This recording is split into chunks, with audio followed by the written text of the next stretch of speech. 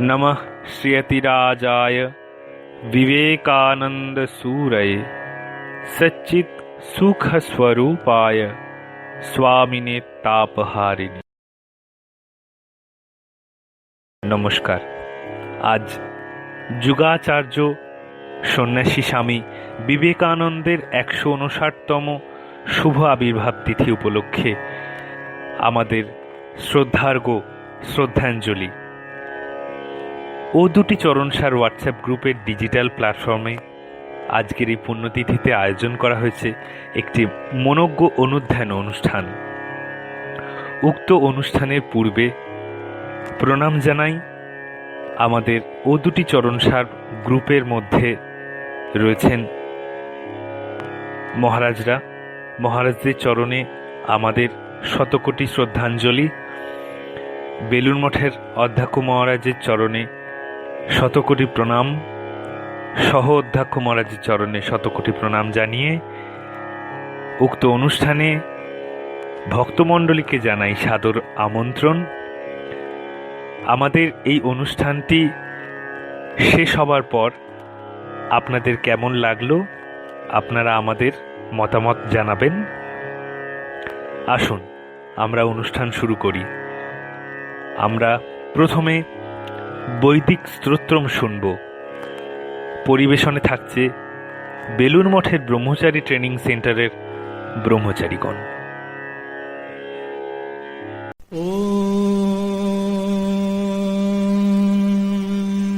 শ্রী গুরুভ্যো নমঃ। হরিঃ ওম। সহনা ভবতু সহনৌ ভুনক্তু সহ বীর্যং করবাবহৈ তেজস্বিনাবধীতমস্তু মা বিদ্বিষাবহৈ। ओम शांति शांति शांति। हरिः ओम। सहस्रशीर्षं देवं विश्वाक्षं विश्वशंभुवं विश्वन्नारायणं देवमक्षरं परमं पदम् विश्वतः परमान्नित्यं विश्वन्नारायणगुं हरिम्।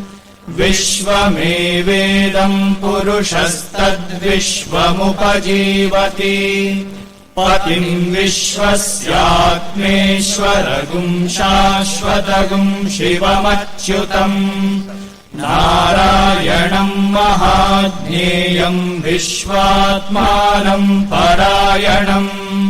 नारायण परो ज्योतिरात्मा नारायणः परः। नारायण परं ब्रह्म तत्त्वं नारायणः परः। नारायण परो ध्याता ध्यानं नारायणः परः।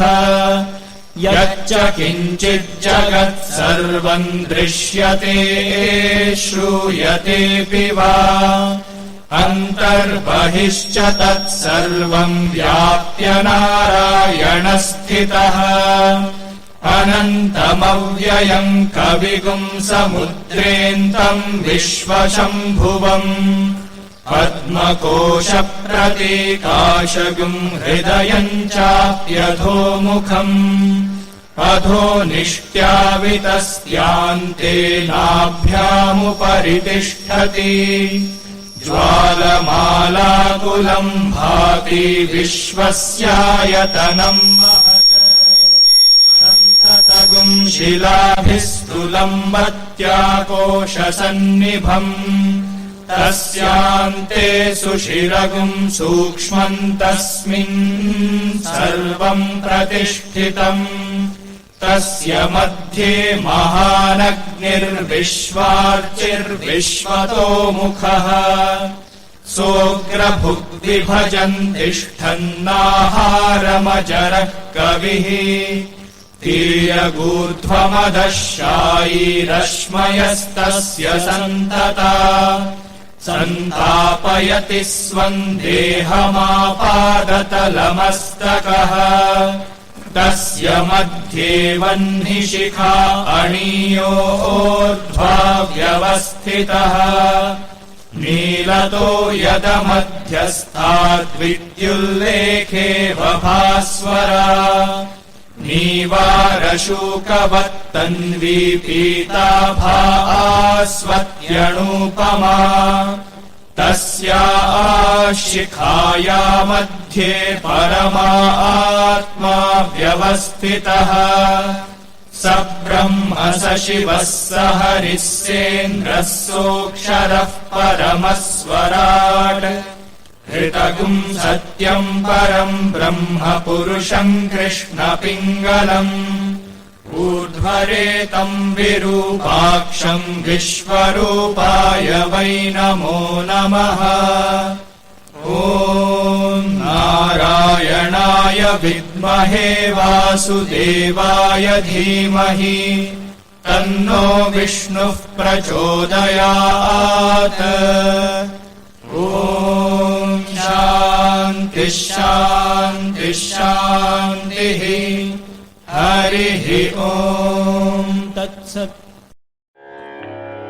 অজস্র অজস্র ধন্যবাদ ব্রহ্মচারী মহারাজদের।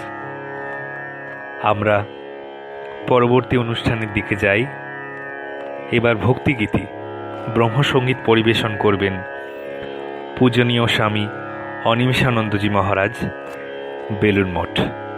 আসুন মহারাজের গান শুনি।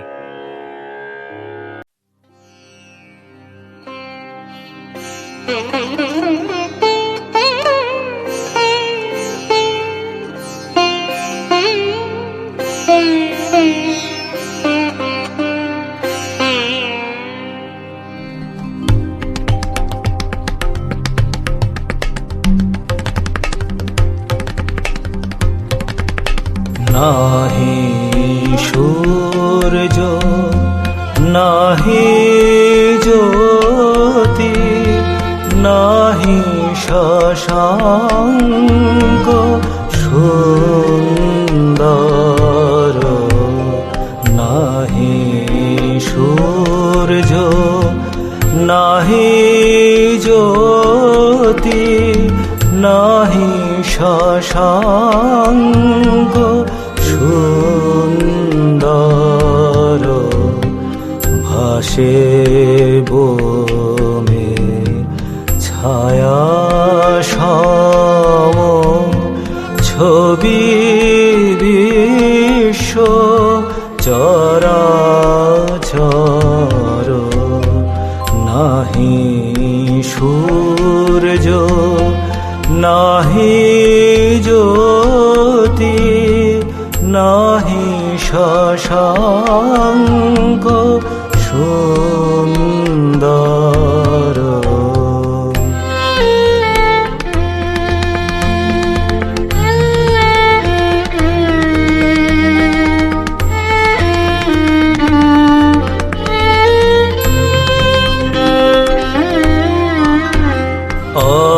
অস্ফুট মন আকাশে জগত সংসার ভাসে অস্ফুট মন আকাশে জগত সংসার ভাসে ওঠে ভাসে ডোবে পুন ওঠে ভাসে ডোবে পুন অহং স্রোতে নিরন্তর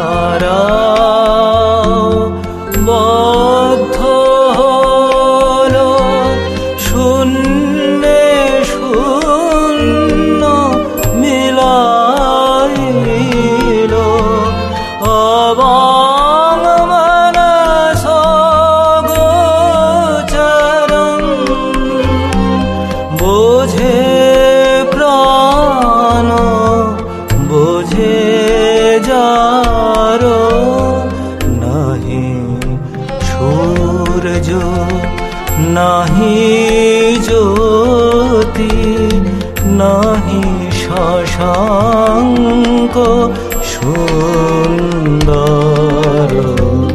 ভাসে লোমে ছায়া সম ছবি বিশ্ব চরাচর নাহি সূর্য নাহি জ্যোতি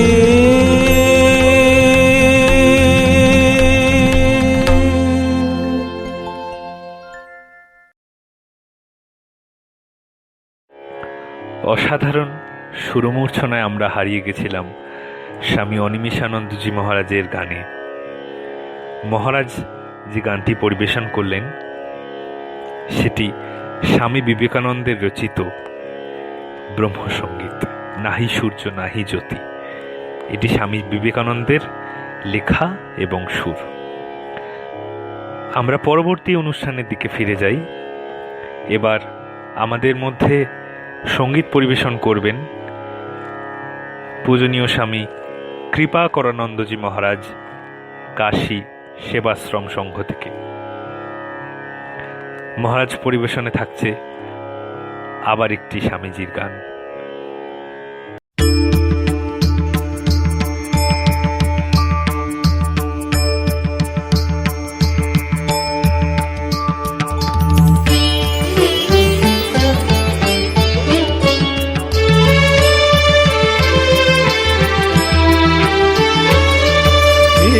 সেনাপতি সেনাপতি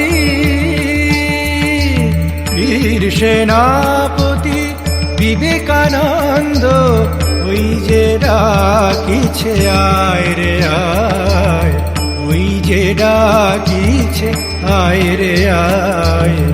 আহ্বানে তার আপনা ভুলিয়া কত মহারথী ছুটিয়া যায়। বীর সেনাপতি বীর সেনাপতি বিবেকানন্দ ওই যে ডাকিছে আয় রে আয়।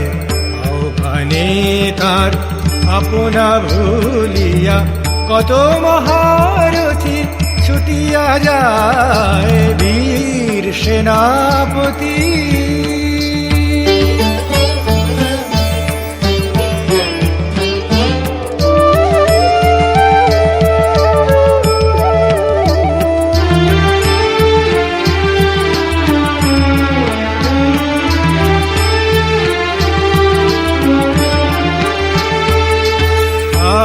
আত্মত্যাগের অগ্নি মন্ত্রে দীক্ষিত হয়ে নবীনতন্ত্রে, আত্মত্যাগের অগ্নি মন্ত্রে দীক্ষিত হয়ে নবীনতন্ত্রে ভগবাদ জাত দৈত্য দলিতে, ভগবাদ জাত দৈত্য দলিতে আপনা সপিতে কে যাবিয়ায়।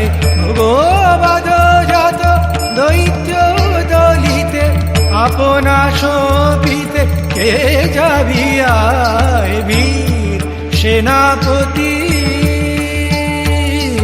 বীর সেনাপতি বিবেকানন্দ ওই যে ডাকিছে আয় রে আয়। আহ্বানে তার আপনা ভুলিয়া কত মহারথী ছুটিয়া যায়। বীর সেনাপতি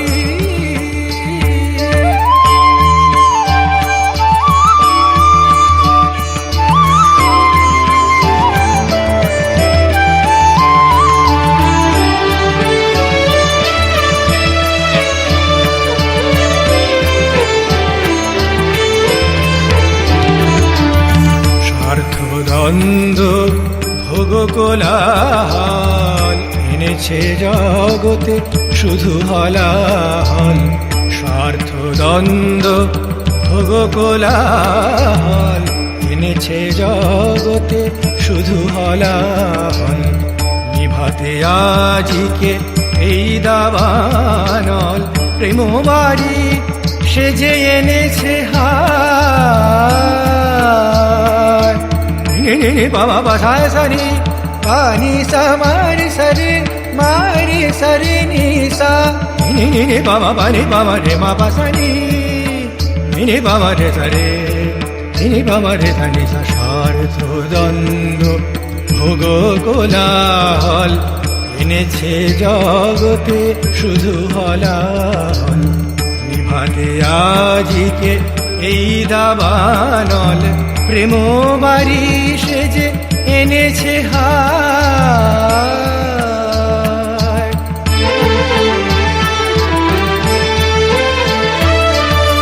এসো দেব এসো করুণা নিধান লহ আজি মম তনু মন প্রাণ এসো দেব এসো করুণা নিধান লহ আজি মম তনু মন প্রাণ কৃপা করি করো এ আশিস দান কৃপা করি করো এ আশিস দান তব কাজে যেন জীবন যায় কৃপা করি করো এ আশিস দান তব কাজে যেন জীবন যায় বীর সেনাপতি বীর সেনাপতি বিবেকানন্দ ওই যে ডাকিছে আয় রে আয় আহ্বানে তার আপনা ভুলিয়া কত মহারথী ছুটিয়া যায় বীর সেনাপতি বীর সেনাপতি বীর সেনাপতি বীর সেনাপতি বীর সেনাপতি বীর সেনাপতি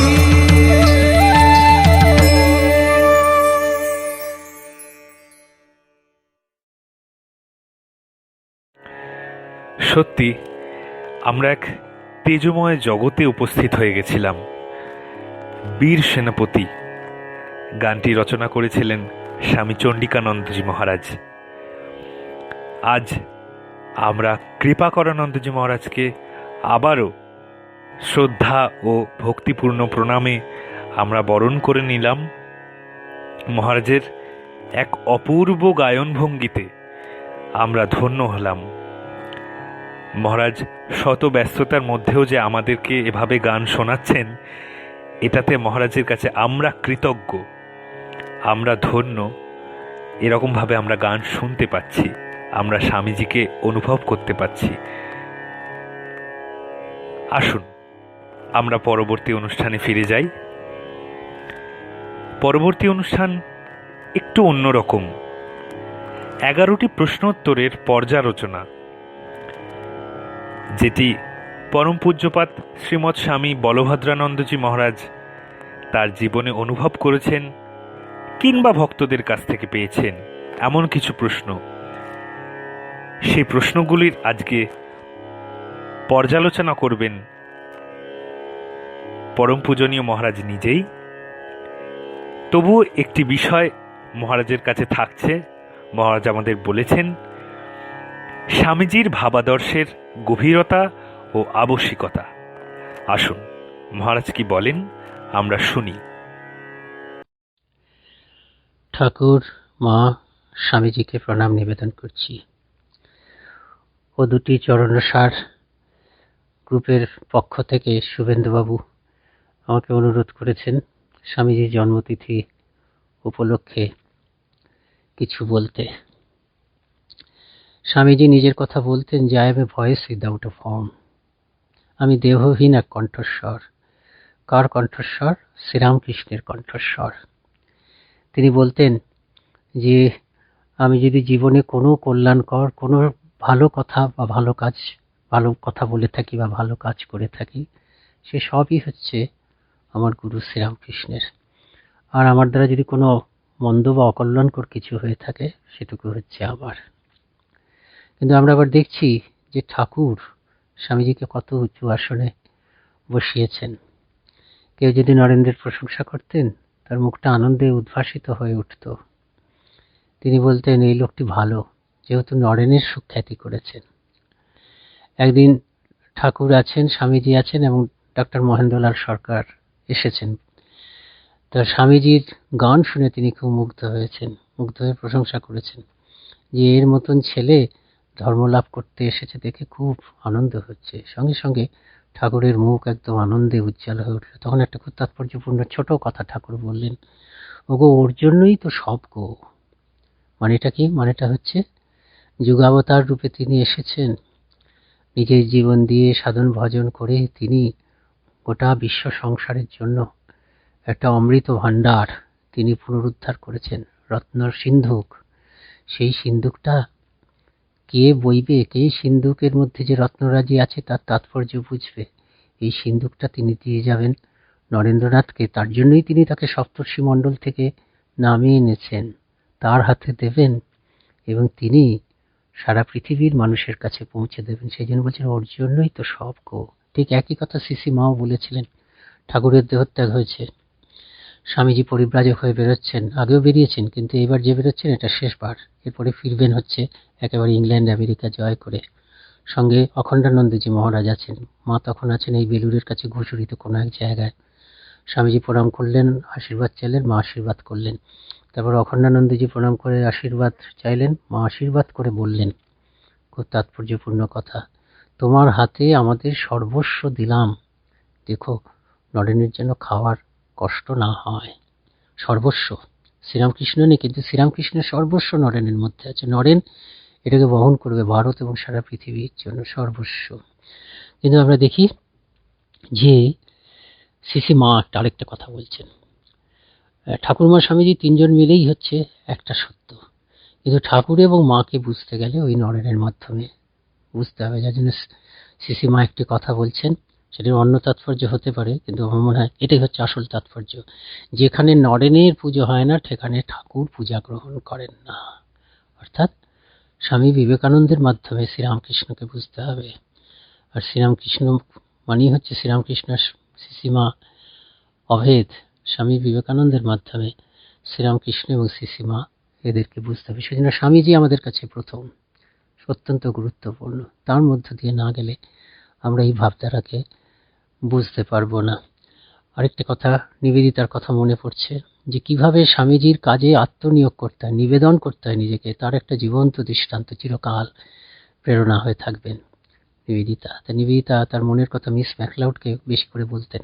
তো মিস ম্যাকলাউডকে তিনি বলছেন যে স্বামীজি যখন স্থূল শরীরে ছিলেন তখন আমার উপরে খুশি হলে, আমার কোনো কাজ দেখে তিনি যদি খুশি হতেন, তার মুখটা আনন্দে উদ্ভাসিত হয়ে উঠত। তা আমি যখন দেহত্যাগ করে ওপারে যাব, স্বামীজির সঙ্গে তো নিশ্চয়ই দেখা হবে, তখন যদি দেখি তার মুখটা সেরকম আনন্দে উদ্ভাসিত, আমার এপারের সমস্ত কাজকর্মে থেকে স্বামীজি খুশি হয়েছেন, তার মুখটা সেরকম শিশুর মতন আনন্দে উদ্ভাসিত, তবেই আমি বুঝব যে আমার এই নিবেদন, আমার এই জীবনযাপন সার্থক হচ্ছে।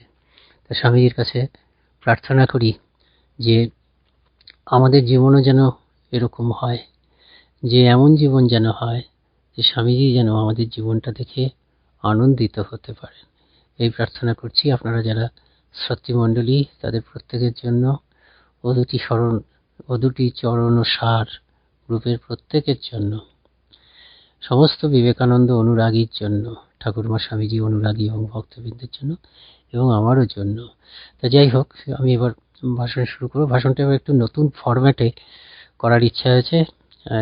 আমি বলেছিলাম আমার কাছে স্বামীজির সম্বন্ধে কতগুলো প্রশ্ন এসেছিল এই বছরের প্রথম দিকে, 10-11টা প্রশ্ন। তা সেই প্রশ্নের ভিত্তিতে আমি আমার ভাষণটাকে তৈরি করছি বা পরিবেশন করছি। এরাও রাজি হয়েছেন। তা প্রত্যেকটা প্রশ্নের উপরেই প্রায় 1 ঘন্টা 45 মিনিট আলোচনা করা যায়, কিন্তু অত বিশদভাবে করছি না, সংক্ষেপে আলোচনা করছি এক একটা প্রশ্ন ধরে। 11টা প্রশ্ন। প্রথম প্রশ্ন, স্বামী বিবেকানন্দের 158তম জন্মবার্ষিকী। 150 বছরেরও বেশি সময়ের আগে যার আবির্ভাব, সেই যুগপুরুষের দেখানো পথে আমরা কিভাবে এগিয়ে যাব। আগেই বলেছিলাম যে এক একটা প্রশ্নের উপরই গোটা বক্তৃতাটা করা যায়। এই প্রথম প্রশ্নটাই এমন একটা প্রশ্ন, সামগ্রিক প্রশ্ন, এটাই গোটা বক্তৃতার বিষয় হতে পারে। এখন স্বামীজি সারা জীবন ধরে অনেক কথা বলেছেন, অনেক কথা, অনেক কাজও করেছেন। তার জীবন এবং বাণী একাকার। যা বলেছেন তাই করেছেন, যা করেছেন সেটাই আবার অন্য বিভিন্ন সময় তিনি অন্যকে করতে বলেছেন। তো যেমন তার অসংখ্য বাণীর মধ্যে একটা দিয়ে শুরু করি। সামগ্রিকভাবে দেশের কথাই এখানে বলা হচ্ছে প্রথম প্রশ্নটাতে। তিনি যেমন বলছেন একটা কথা যে ত্যাগ ও সেবা, ত্যাগ ও সেবা হচ্ছে ভারতবর্ষের আদর্শ। এখন এই ত্যাগ বলতে কিন্তু এটা তিনি বলছেন না যে সবাই এই আমাদের মতন সংসার ত্যাগ করে গেরুয়াধারী সন্ন্যাসী হবে। কিছু কিছু মানুষ থাকবে সব সময় যারা ত্যাগের পরাকাষ্ঠা দেখানোর জন্য সংসার ত্যাগ করে, সর্বস্ব ত্যাগ করে আমাদের মতন সন্ন্যাসী হবেন। কিন্তু চিরকালই অধিকাংশ মানুষ কিন্তু সংসারেই থাকবেন, গৃহস্থ ধর্মই পালন করবেন। কিন্তু তাদের প্রত্যেকের জীবনেই কিন্তু ত্যাগ ফুটে উঠতে হবে, এবং ত্যাগের মূল লক্ষণ হচ্ছে কি? স্বার্থত্যাগ, নিঃস্বার্থ হওয়া।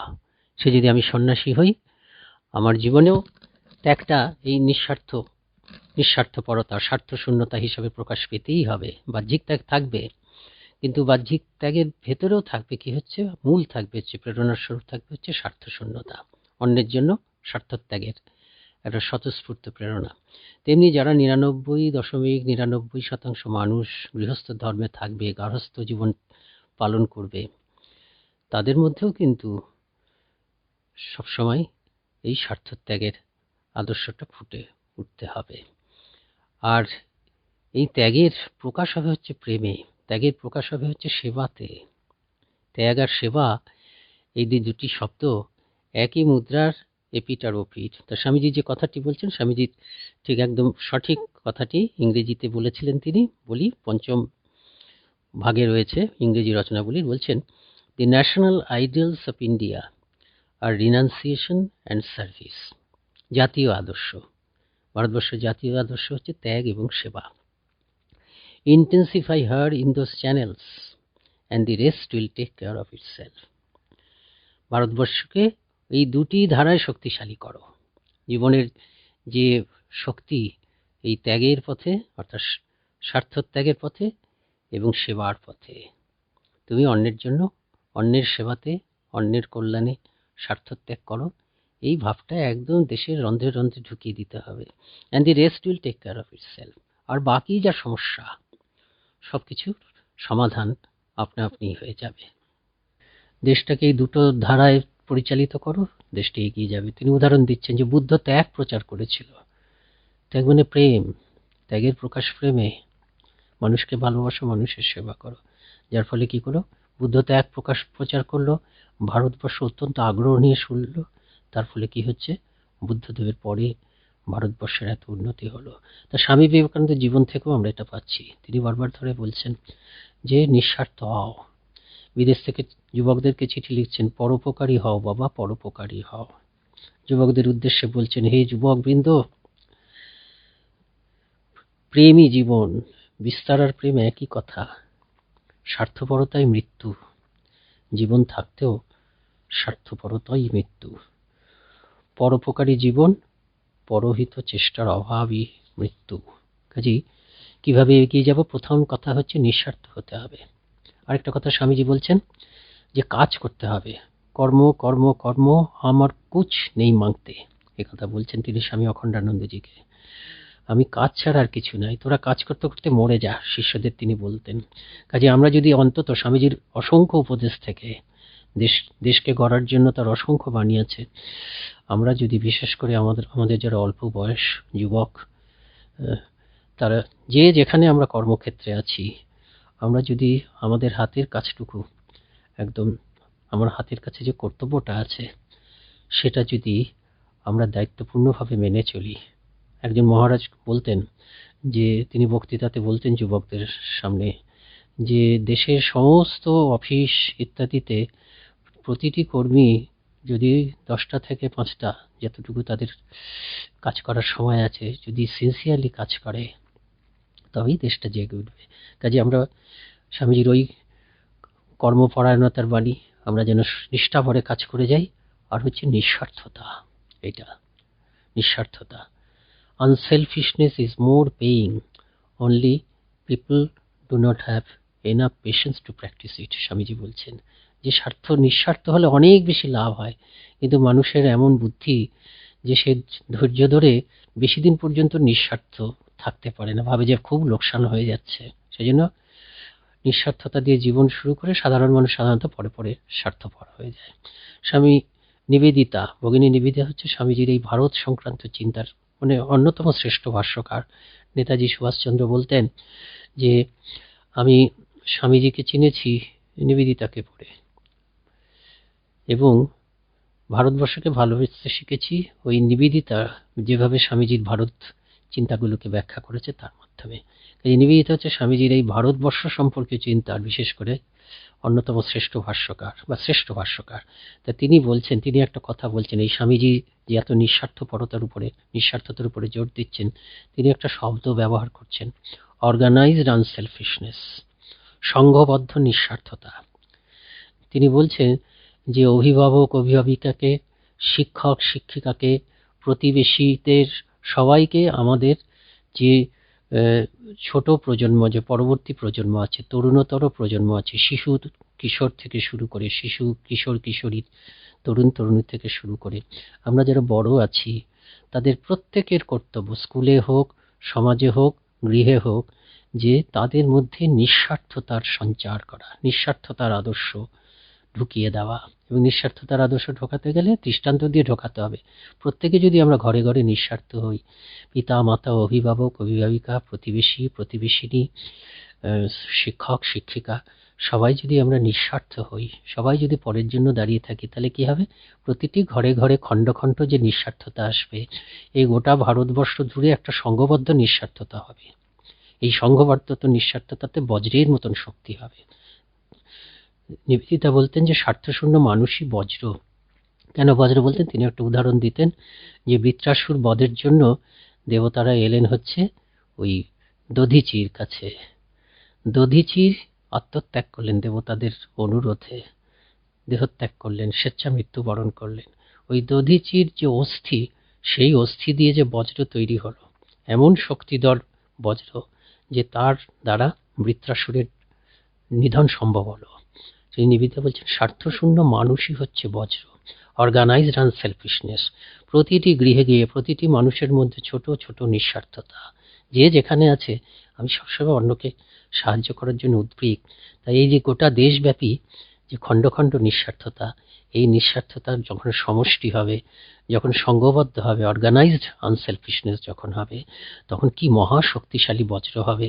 এবং সেই মহাশক্তিশালী বজ্রের দ্বারাই দেশটা জেগে উঠবে। সেই দেশটাই হবে হচ্ছে স্বামীজির স্বপ্নের আদর্শ ভারত। কাজেই আমার মনে হয় দুটির দিকে বিশেষ প্রায়োরিটি দেওয়া দরকার। আরও অনেক আছে। একটা হচ্ছে আমরা আমাদের কর্তব্য কর্মগুলো নিষ্ঠাভাবে করব, হ্যাঁ, একেবারে কোনো ফাঁকি না দিয়ে, কোনো অসাধুতা তার মধ্যে না ঢুকিয়ে আর কি, আমরা নিজের ক্ষেত্রে যে যেখানে আছি সাধ্য মতন নিজেরা নিঃস্বার্থ হব এবং অন্যদের মধ্যেও সেই নিঃস্বার্থ হওয়ার আদর্শ সঞ্চারিত করব। তাহলেই আমরা এই যুগ পুরুষের দেখানো পথে এগিয়ে যেতে পারব। দ্বিতীয় প্রশ্ন হচ্ছে, বর্তমান পরিস্থিতিতে দাঁড়িয়ে স্বামীজির অধ্যাত্মবাদকে আমরা আমাদের দৈনন্দিন জীবনে কিভাবে প্রয়োগ করব।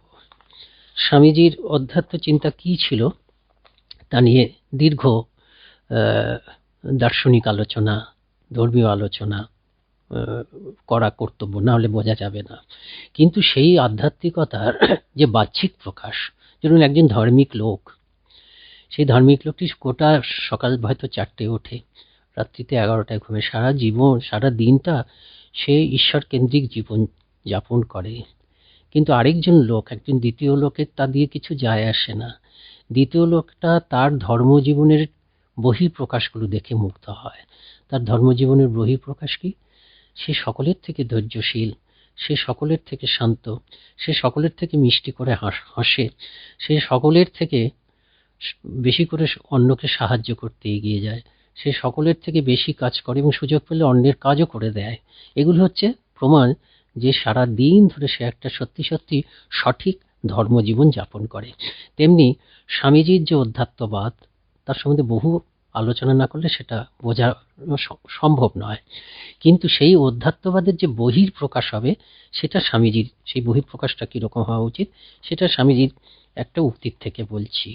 এই হচ্ছে স্বামীজির অধ্যাত্মবাদের বাস্তব প্রয়োগ, বাহ্যিক প্রকাশ। এটা কি হচ্ছে বলছেন, কয়েকটা কথা পড়ছি। যে ব্যবহারিক ধর্ম, স্বামীজি বলছে এই ধর্ম, বাস্তব ধর্ম কি, তার রূপটা কি? ধর্মের রহস্য তত্ত্ব কথায় নয়, সৎ হওয়া এবং সৎ কাজ করা, তার মধ্যেই সমস্ত ধর্ম। আপনি সৎ নন, যতই ধর্ম ধর্ম করুন, ওটা ধর্ম না, ধর্মের নামে ভণ্ডামি। কাজে সৎ হওয়া, আমি সৎ মানুষ হচ্ছি এবং সৎ কাজে জীবন ব্যয় করছি, এটাই হচ্ছে ধর্মের প্রকাশ। তারপর কি বলছে, নীতিপরায়ণ ও সাহসী হও, হৃদয় যেন সম্পূর্ণ শুদ্ধ থাকে। একজন ধার্মিক লোক সে নীতিপরায়ণ এবং সাহসী, তার হৃদয়টা শুদ্ধ। আর কি পরিষ্কারভাবে আরো বলছেন, পরোপকারী ধর্ম, পরপীড়নী পাপ, শক্তি ও সাহসিকতাই ধর্ম, দুর্বলতা ও কাপুরুষতাই পাপ, স্বাধীনতাই ধর্ম, পরাধীনতাই পাপ, অপরকে ভালোবাসাই ধর্ম, অপরকে ঘৃণা করাই পাপ, ঈশ্বরে ও নিজ আত্মাতে বিশ্বাসী ধর্ম, সন্দেহই পাপ, অভেদ দর্শনী ধর্ম, ভেদ দর্শনী পাপ। এই হচ্ছে ধর্মের প্রকাশ। আমি পরোপকার করব, পরকে পীড়ন করব না। স্বামীজির ধর্মের বৈশিষ্ট্য কি? শক্তি ও সাহসিকতাই ধর্ম, দুর্বলতা ও কাপুরুষতাই পাপ। আমরা এতদিন জানতো ধর্মভীরু, স্বামীজি প্রথম এই শব্দটা ব্যবহার করেছে, ধর্মবীর। একটা জায়গায় বলছেন তিনি যে রণবীর, কাব্যবীর, ধর্মবীর, ধর্মের মধ্যে একটা বীরত্বের লক্ষণ থাকবে। সেই জন্য গীতার কথা তিনি এত করে বলতেন। গীতা সম্বন্ধে আপনারা প্রশ্ন করেছেন এখানে, যে ধর্ম আমাকে বীর করবে, ধর্ম আমাকে শক্তিশালী করবে, ধর্ম আমাকে প্রেমিক করবে। খুব শক্তিশালী কিন্তু প্রেম নেই। আমরা এই গুন্ডা টুন্ডাদের মধ্যে দেখি খুব শক্তিশালী, সবাই মিলে এসে নিষ্ঠুরভাবে একদম সবকিছু, গরিব লোক দুঃখী লোককে আরো দুঃখের মধ্যে ডুবিয়ে দিল, খুব শক্তিশালী। আবার খুব প্রেমিক কিন্তু শক্তি নেই, সাহস নেই। না, ধর্মের প্রকাশ দুটো ফলা দিয়ে। ধর্ম মানুষকে শক্তি, স্বামীজির ধর্ম, এই হিন্দু ধর্ম, এটাই গীতার ধর্ম। ধর্ম আমাকে শক্তিশালী করবে, প্রেমিক করবে।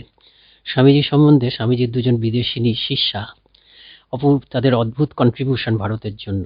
সিস্টার ক্রিস্টিন এই নিবেদিতা বিদ্যালয়ের জন্য, নিবেদিতার যেমন করেছেন, নিবেদিতাকে সহায়তা করেছেন সব থেকে বেশি সিস্টার ক্রিস্টিন। আর মিস ম্যাকলাউড, তিনি ভারতবর্ষের জন্য কত কি করেছেন, স্বামীজির শিষ্যা। তা মিস ম্যাকলাউড স্বামীজি সম্বন্ধে বলতেন, হি ইজ অল স্ট্রেংথ, আমার কাছে তিনি মূর্তিমান শক্তি। আর সিস্টার ক্রিস্টিন বলতেন, হি ইজ অল লাভ, আমার কাছে তিনি মূর্তিমান ভালোবাসা। এই দুটোই স্বামী বিবেকানন্দ, দুটোই হচ্ছে ধর্মের লক্ষণ। আমি প্রেমিক হব, শক্তিশালী হব, একটিকেও বাদ দিলে হবে না। কাজে এই হচ্ছে স্বামীজির ধর্ম। কি বলছেন, পরোপকারী ধর্ম, পরপীড়নী পাপ অর্থাৎ প্রেম, শক্তি ও সাহসিকতাই ধর্ম, দুর্বলতা ও কাপুরুষতাই পাপ, শক্তি, স্বাধীনতাই ধর্ম, পরাধীনতাই পাপ, আত্মবিশ্বাস, অপরকে ভালোবাসাই ধর্ম, অপরকে ঘৃণা করাই পাপ। আবার প্রেম, ঈশ্বরে ও নিজ আত্মাতে বিশ্বাসী ধর্ম, সন্দেহই পাপ, আত্মবিশ্বাস, অভেদ দর্শনী ধর্ম, ভেদ দর্শনী পাপ। সবাইকে নিয়ে চলছি আমি ধার্মিক মানে আমি উদার, গোটা বিশ্ব আমার আত্মীয়, বসুধৈব কুটুম্বকম, এই ধর্ম। এই হচ্ছে স্বামীজির অধ্যাত্মবাদ। আমাদের দৈনন্দিন জীবনে কিভাবে প্রয়োগ করবো, মানে এই আদর্শগুলোকে চর্চা করতে হবে, ঝাঁপিয়ে পড়তে হবে। শুরুটা কি হবে, মানুষের উপকার, মানুষের উপকার। বাদ বিচার করুন, যেখানে দেখছি লোকের কষ্ট হচ্ছে, আমার অভ্যাস বসে হয়তো আমি একটু রিকয়েল করছি, ওরে বাবা অনেক পরিশ্রম, তখন স্বামীজির কথা ভাববো, না না না, এইভাবেই আমি নিজেকে বিস্তৃত করব, এইভাবেই আমি আনন্দ পাবো। আমরা সেই কামিনী রায় কবিতা পড়তাম না, ছোটবেলায় পড়েছি, সকলের তরে সকলে আমরা, প্রত্যেকে আমরা পরের তরে, আপনারে লয়ে বিব্রত রহিতে আসে নাই কেউ অবনীর পরে, সকলের তরে সকলে আমরা, প্রত্যেকে আমরা পরের তরে। এই হচ্ছে ঝাঁপিয়ে পড়তে হবে, প্রথমে নিঃস্বার্থ হতে হবে। এইভাবেই স্বামীজির অধ্যাত্মবাদকে আমাদের জীবনে প্রয়োগ করতে হবে। শক্তিশালী হব, প্রেমিক হব, আত্মবিশ্বাসী হব, আর সকলের সঙ্গে মিলেমিশে একাকার হয়ে যাব। এই অধ্যাত্মবাদ আমাদের প্রয়োজন। 3 নম্বর প্রশ্ন হচ্ছে, স্বামীজি সবসময় যুব সমাজের সার্বিক উন্নতির উপরে জোর দিয়েছেন, কিন্তু বর্তমানে আমরা দেখছি আমাদের ভবিষ্যৎ প্রজন্মের অনেকেই দেশীয় সংস্কৃতিকে ভুলে পাশ্চাত্যের অন্ধ অনুকরণে ব্যস্ত। স্বামী বিবেকানন্দের বাণী তাদের কিভাবে উদ্বুদ্ধ করতে পারে? হ্যাঁ, অনেকেই, কিন্তু সকলে নয়। অনেকেই স্বামী বিবেকানন্দের, অনেক তরুণ তরুণী স্বামী বিবেকানন্দের ভাবে আকৃষ্ট হচ্ছে। রামকৃষ্ণ সঙ্গে এই যে প্যান্ডেমিক চলছে, এই সময়ও কত ছেলে সাধু হওয়ার জন্য আসছে, কি ভালো ভালো কোয়ালিফাইড ছেলে। আমাদের প্রায় 170টি কেন্দ্র আছে ভারতবর্ষে। এই 170টি কেন্দ্রের মাধ্যমে যুব সমাজের মধ্যে বিরাট কাজ হয়। যুব সমাজ স্বামী বিবেকানন্দের একজনকে যদি ভালোবাসে, এখনো পর্যন্ত একজনকে যদি শ্রদ্ধা করে, যুব সমাজ দেখা যাবে হিন্দু মুসলমান সব নির্বিশেষে, জাতি ধর্ম সব কিছুর গণ্ডি ছাড়িয়ে যে মানুষটির প্রতি এখনো পর্যন্ত দেশের যুব সমাজ সব থেকে বেশি শ্রদ্ধা অর্পণ করে, সে হচ্ছে স্বামী বিবেকানন্দ। যেটা প্রশ্ন হচ্ছে, যুব সমাজের সামনে বিবেকানন্দের ভাব নিয়ে যদি কেউ আদর্শ, জীবন্ত আদর্শ যদি কেউ হয়, একজন যদি নিঃস্বার্থ বিবেকানন্দের ভাবে ভাবিত একজন যদি নিঃস্বার্থ শিক্ষক থাকে, বিবেকানন্দের ভাবে ভাবিত একজন যদি নিঃস্বার্থ দাদা বা দিদি থাকে পাড়াতে, একজন আত্মীয় বা আত্মীয়া থাকে, যুব সমাজ তাকে অনুসরণ করে। কাজেই যুব সমাজ কিভাবে উদ্বুদ্ধ হতে পারে? আমরা যারা যৌবন উত্তীর্ণ মানুষ, পুরুষ এবং নারী, আমাদেরকে আগে নিজেদের উদ্বুদ্ধ হতে হবে স্বামী বিবেকানন্দের বাণীর দ্বারা, এবং আচরণে আমাদেরকে সৎ হতে হবে, যাতে আমাদেরকে দেখে যুব সমাজ বোঝে যে ইনি স্বামী বিবেকানন্দের জীবন ও বাণীকে প্রতিফলিত করছেন দৈনন্দিন আচরণের মাধ্যমে। তবেই যুব সমাজ উদ্বুদ্ধ হবে, এবং আমাদেরকে মানে যুব সমাজকে এক্সপোজার দিতে হবে স্বামী বিবেকানন্দের চিন্তাধারার সঙ্গে, এবং যুব সমাজ কাজ করতে চায়, বেশি উপদেশ নয়, ওই নিঃস্বার্থ সেবা, নিঃস্বার্থ মানে মানে তুমি নিষ্ঠা ভরে কাজ করো, ওদেরকে ভালো কাজ দিতে হবে, সৃষ্টিশীল কাজ দিতে হবে, লোকের কল্যাণ হয় সেরকম কাজ দিতে হবে, ওদেরকে স্বাধীনতা দিতে হবে। যুব সমাজকে দমিয়ে রাখলে হয় না, ওদেরকে ছেড়ে দিতে হয়, স্বাধীনভাবে কাজ করতে দিতে হয়, ওদেরকে বুঝতে হয়, ওদের বন্ধু হয়ে বুঝতে হয়, আর কিছু কিছু ভুল ত্রুটি করলে সেগুলো ক্ষমা সুন্দর দৃষ্টিতে দেখতে হয়। কাজেই এইভাবে এরকম দৃষ্টিভঙ্গি রেখে ওদের কাছে যদি স্বামীজির ভালোবাসার বাণী, দেশাত্মবোধের বাণী, সর্বধর্মকে সমানভাবে সমশ্রদ্ধায় দেখার বাণী যদি ঢুকিয়ে দেওয়া যায়, সে ধরনের বই যদি দেওয়া যায়, এবং সঙ্গে সঙ্গে যদি বাস্তবে কাজ করানো যায়, শুধু উপদেশ দিলে হবে না, প্রথমে কাজটাকেও দিতে হবে, কাজে লিপ্ত করতে হবে। এবং কাজে লিপ্ত করার উপায় কি? স্বামীজি বলতেন বি অ্যান্ড মেক, নিজে জেগে অন্যকে দেয়।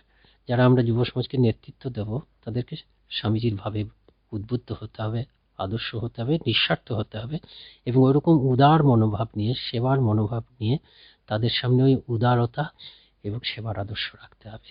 তবেই যুব সমাজ স্বামী বিবেকানন্দের বাণীতে উদ্বুদ্ধ হবে। 4 নম্বর প্রশ্ন, এটি খুব ব্যবহার হয়ে থাকে, গীতাপাঠ অপেক্ষা ফুটবল খেলিলে তোমরা আরো স্বর্গের নিকটবর্তী হবে। স্বামী বিবেকানন্দের এই বিখ্যাত বাণীটির নানা রকম ব্যাখ্যা শোনা যায়। ঠিক কথাই বলেছেন, নানা রকম ব্যাখ্যা শোনা যায়। তা এটির মাধ্যমে প্রকৃতপক্ষে তিনি কি বার্তা দিতে চেয়েছিলেন? এটির মাধ্যমে শক্তির বার্তা দিতে চেয়েছিলেন। তিনি গীতাকে তুচ্ছ করতে চাননি, বরঞ্চ গীতা প্রসঙ্গেই বলতে গিয়ে তিনি এই কথা বলেছেন। একবারই তিনি বলেছেন, বেদান্ত অ্যান্ড ইন্ডিয়ান লাইফ বলে একটি বক্তৃতাতে তিনি বলেছেন। ভারত থেকে ফিরে আসার পর তিনি দক্ষিণ ভারতে বক্তৃতা দিচ্ছিলেন, সেই সময় বলেছিলেন, এবং একটি বাড়ি বলেছেন, ইংরেজিতে বলেছিলেন। কাজেই ইংরেজিটা একটু উদ্ধৃত করি, তারপর আমরা বাংলাতে বলতে পারি। আগের পরের বাক্যগুলোকে বাদ দিয়ে এই কথাটি ব্যবহার হয়, সেজন্য অনেক বিভ্রান্তি হয়, যেন তিনি গীতাটাকে ছেড়ে দিতে বলেছিলেন, ফুটবলটাকে খেলতে বলেছিলেন, তা নয়। তিনি বলছেন যেটা গীতার বাণী হচ্ছে শক্তির বাণী, শুধু গীতার বাণী না, ধর্মের, স্বামীজিদের ধর্মের কথা বলেছেন, এই ধর্মেই উপনিষদের ধর্ম, সেই ধর্মের বাণী হচ্ছে শক্তির বাণী। শক্তিশালী লোক ছাড়া ধর্মজীবন যাপন করতে পারে না, যেটা আপনাদের কাছে একটু আগে বললাম। স্বামীজি ধর্মবীর কথাটা বলছেন, পরোপকারী সাহসিকতায় ধর্ম বলছেন, তো এখানেও ওই অর্থে, একই অর্থ। তো স্বামীজি কি বলছেন? যে ফিজিক্যাল উইকনেস বলছেন, যে আমরা বলছেন, first of all our young men must be strong. সবার আগে আমাদের যুবকবৃন্দকে শক্তিশালী হতে হবে। Religion will come afterwards. ধর্ম পরে আসবে, শক্তিশালী না হলে ধর্ম আসবে না। Be strong my young friends, that is my advice to you. আমার তোমাদের প্রতি উপদেশ হচ্ছে এটাই, যে তোমরা আগে শক্তিশালী হও। You will be you will be nearer to heaven through football than through the study of the Gita. তুমি যদি ফুটবল খেলো তাহলে তুমি স্বর্গের অধিকতর নিকটবর্তী হবে গীতা পাঠের থেকে। কেন বলছেন এটা? These are bold words but I have to say them for I love you. এগুলো খুব সাহসী কথা, এগুলো কেউ বলবে না, এতদিন পর্যন্ত কেউ বলেনি। But I have to say them, কিন্তু আমাকে বলতেই হবে, কেন আমি তোমাদের ভালোবাসি। I know where the shoe pinches, আমি জানি যে যুব সম্প্রদায় তোমাদের সমস্যাটা কোথায়। আমি জানি যে আমার এই দেশ, এত প্রিয় দেশ, এর সমস্যাটা কোথায়। I know where the shoe pinches, কোথায় যে বিচ্ছে ব্যাপারটা, কাঁটাটা বিচ্ছে, সেটা আমি বুঝতে পারছি। I have gained a little experience, আমার কিছু অভিজ্ঞতা হয়েছে। You will understand the Gita better with your biceps, your muscles a little stronger. তুমি গীতা আরও ভালো বুঝতে পারবে যদি তোমার পেশি, মাংসপেশি, স্নায়ু, এগুলো একটু বেশি শক্তিশালী হয়। You will understand the mighty genius and the mighty strength of Krishna better with a little of strong blood in you. শ্রীকৃষ্ণের বাণী শক্তির বাণী, সাহসের বাণী। ক্লৈবং মাস্পগমপার্থ, হে অর্জুন তুমি ক্লীব হয়েও না, তুমি অধর্মের বিরুদ্ধে যুদ্ধ করতে প্রবৃত্ত হয়েছ, তুমি অন্যায়ের বিরুদ্ধে যুদ্ধ করতে প্রবৃত্ত হয়েছ। কাজেই এখানে হিংসা তোমার ধর্ম, এখানে কাপুরুষের মতন তুমি সন্ন্যাসীর ত্যাগের কথা বলো না। এই হচ্ছে ব্যাপার, যে মাইটি জিনিয়াস অফ শ্রীকৃষ্ণ, কি শক্তিশালী তিনি, এটা তোমরা বুঝতে পারবে না যদি তোমার শরীরটা শক্ত না হয়। সেই জন্য তিনি বলছেন ফুটবল খেলো। ফুটবল খেলো মানে কি? ফুটবল না খেলেও যদি আপনি শরীর চর্চা করেন, কিন্তু আসল কথাটা হচ্ছে এই উপনিষদের শক্তির বাণী, যে তোমার মধ্যে অনন্ত শক্তি আছে, তুমিই স্বয়ং দেবতা, তুমিই ভগবান।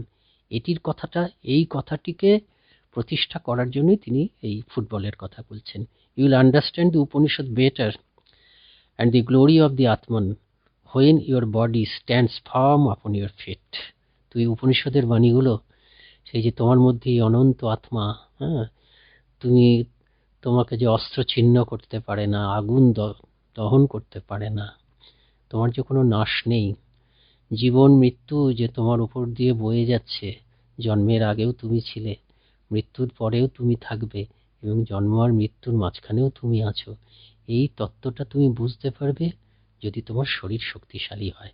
সেই জন্যই তিনি ওই কথাটা বলেছেন, একবারই বলেছেন, যে গীতা পাঠ অপেক্ষা ফুটবল খেললে তোমার শরীর আরো স্বর্গের কাছাকাছি হবে। অর্থাৎ শরীরটা যদি ঠিক ঠিক শক্তিশালী হয়, তবে তুমি গীতার মর্ম আরো ভালো করে বুঝতে পারবে। পঞ্চম প্রশ্ন, আজ বহুত্ববাদী ভারতে জাতীয়তাবাদের অনেক অপব্যাখ্যা হয়। স্বামীজির দেখানো জাতীয়তাবাদ ঠিক কিরকম ছিল? বহুত্ববাদী ভারত, বহুত্বটা শুধু ভারত নয়, বহুত্বটা হচ্ছে জীবনের ধর্ম। কিন্তু এই বহু ভাষার বৈচিত্র্য, সংস্কৃতির বৈচিত্র্য এইসবই থাকে, বহুই থাকবে। বহু যে জগতের লক্ষণ হচ্ছে বহু। সবাই আমরা মানুষ জাতি, কিন্তু কখনোই প্রত্যেকটা মানুষ একরকম হবে না, বহু। কিন্তু বহুর সঙ্গে সঙ্গে একটা একত্ব জড়িত থাকে। অমুকে মিস্টার অমুক, অমুকে মিসেস অমুক, অমুকে অল্প বয়স, একজন কিশোর, একজন যুবক, একজন প্রৌঢ়, আরেকজন প্রৌঢ়া, এরকম আমরা বলছি মিস্টার অ্যান্ড মিসেস, ইত্যাদি ইত্যাদি। বহু বহু মানুষ, কিন্তু আবার একত্ব আছে, জাতি হিসাবে প্রত্যেকেই মানুষ। গরু, জাতি হিসাবে প্রত্যেকে গরু, কিন্তু গরুর মধ্যে তফাৎ আছে। এটা অমুক দেশের মুলতানি গরু, এটা বিদেশি গরু, তফাৎ আছে। অর্থাৎ এক এবং বহু একসঙ্গে মিশে থাকে। এটা হচ্ছে জীবনের একটা প্রকৃতির ধর্ম, যে বহু হচ্ছে প্রাকৃতিক সত্য, আবার এই যে বহুটাকে আমরা দিচ্ছি, তার সঙ্গে সঙ্গে তার পেছনে একটা একত্ব থাকে।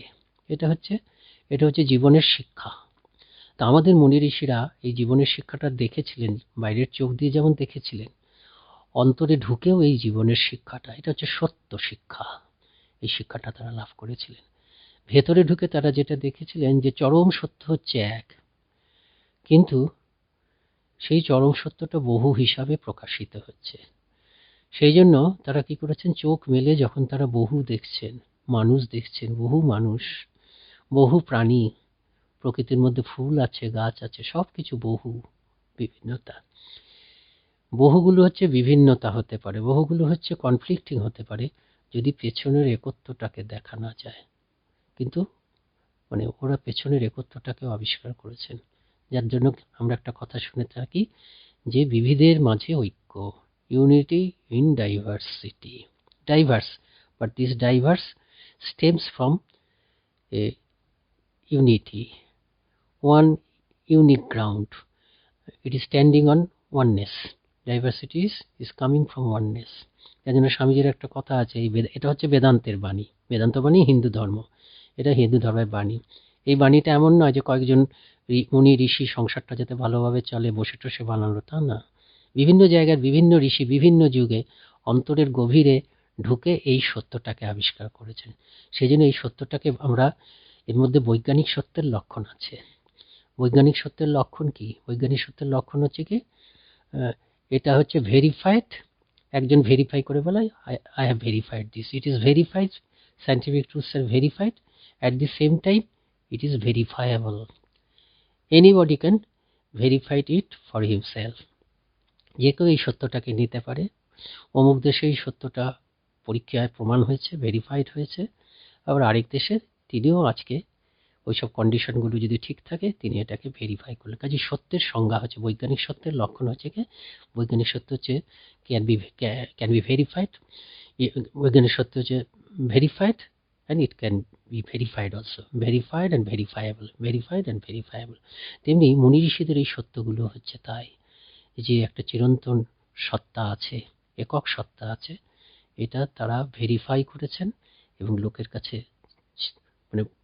প্লেস করেছেন যে তুমি যদি চাও তুমিও দেখতে পারো। আমরা জানি শ্রীরামকৃষ্ণকে স্বামী বিবেকানন্দ জিজ্ঞেস করেছিলেন, অনেককে জিজ্ঞেস করেছিলেন, কিন্তু শ্রীরামকৃষ্ণ উত্তর দিলেন যে আপনি কি ঈশ্বরকে দর্শন করেছেন, জিজ্ঞেস করছেন স্বামীজি।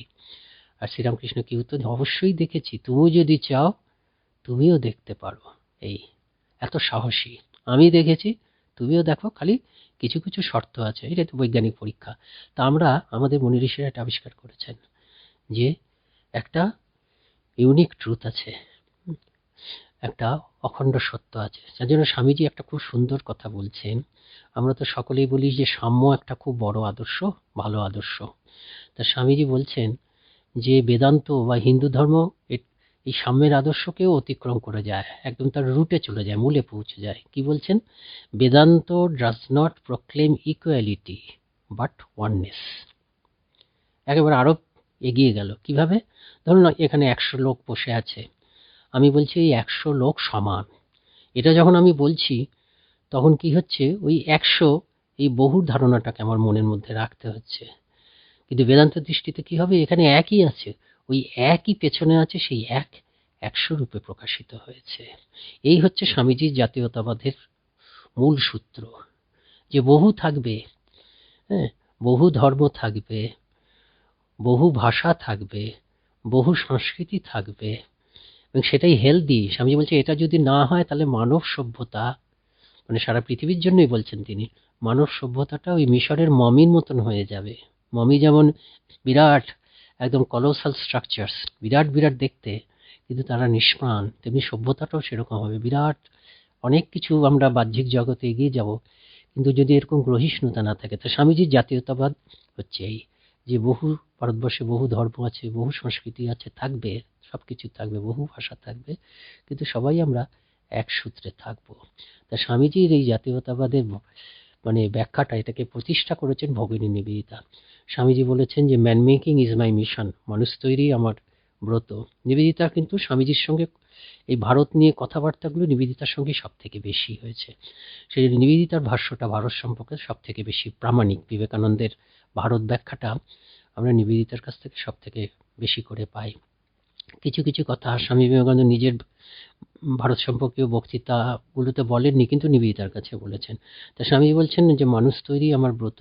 নিবেদিতা কি বলছেন, যে স্বামীজি এখন মানুষ তৈরি আমার ব্রত বলছেন, তুমি কিন্তু আসলে বলছেন national man making is my mission for India, for every country. যে কোনো দেশের পক্ষে জাতীয় ধারায় মানুষ তৈরি।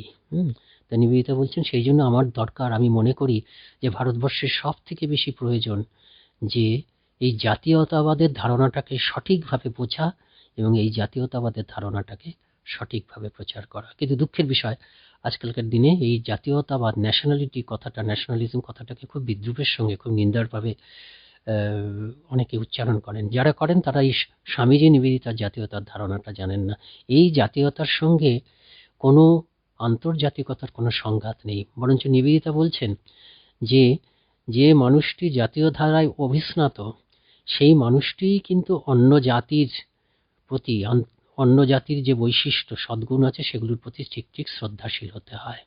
না হলে জাতীয়ভাবে উদ্বুদ্ধ না হয়ে কেউ যদি আন্তর্জাতিক হওয়ার চেষ্টা করে তবে চরিত্র নষ্ট হয়ে যায়। তা স্বামীজির জাতীয়তার মূল লক্ষণ যেটা হচ্ছে, নিবেদিতা বলছেন যে অর্থনৈতিক ক্ষেত্রে এই জাতীয়তার এক রূপ হবে। আর ধর্মের ক্ষেত্রে কি রূপ হবে? ধর্মের ক্ষেত্রে রূপ হবে হচ্ছে সর্বধর্ম সমন্বয়। সম্পূর্ণ রামকৃষ্ণ বিবেকানন্দ ধারাটা এই জাতীয়তাবাদের ধারার মধ্যে থাকতে হবে। এইটা হচ্ছে স্বামী বিবেকানন্দের জাতীয়তার মানে প্রধান বৈশিষ্ট্য। বিরাট উদার জাতীয়তা। সবাই আমরা গর্ববোধ করব যে আমরা ভারতবাসী, সবাই গর্ববোধ করব পরস্পর বিভিন্ন ভারতের বিভিন্ন খণ্ডে যে সব সংস্কৃতি আছে তার বৈচিত্র্য দেখে আমরা মুগ্ধ হব। যেমন 15ই আগস্টে বিরাট আমরা দেখি দিল্লিতে, যে সমস্ত প্রদেশের সংস্কৃতি সেখানে দেখানো হচ্ছে 15ই আগস্ট বা 26শে জানুয়ারি, আমরা মুগ্ধ হই।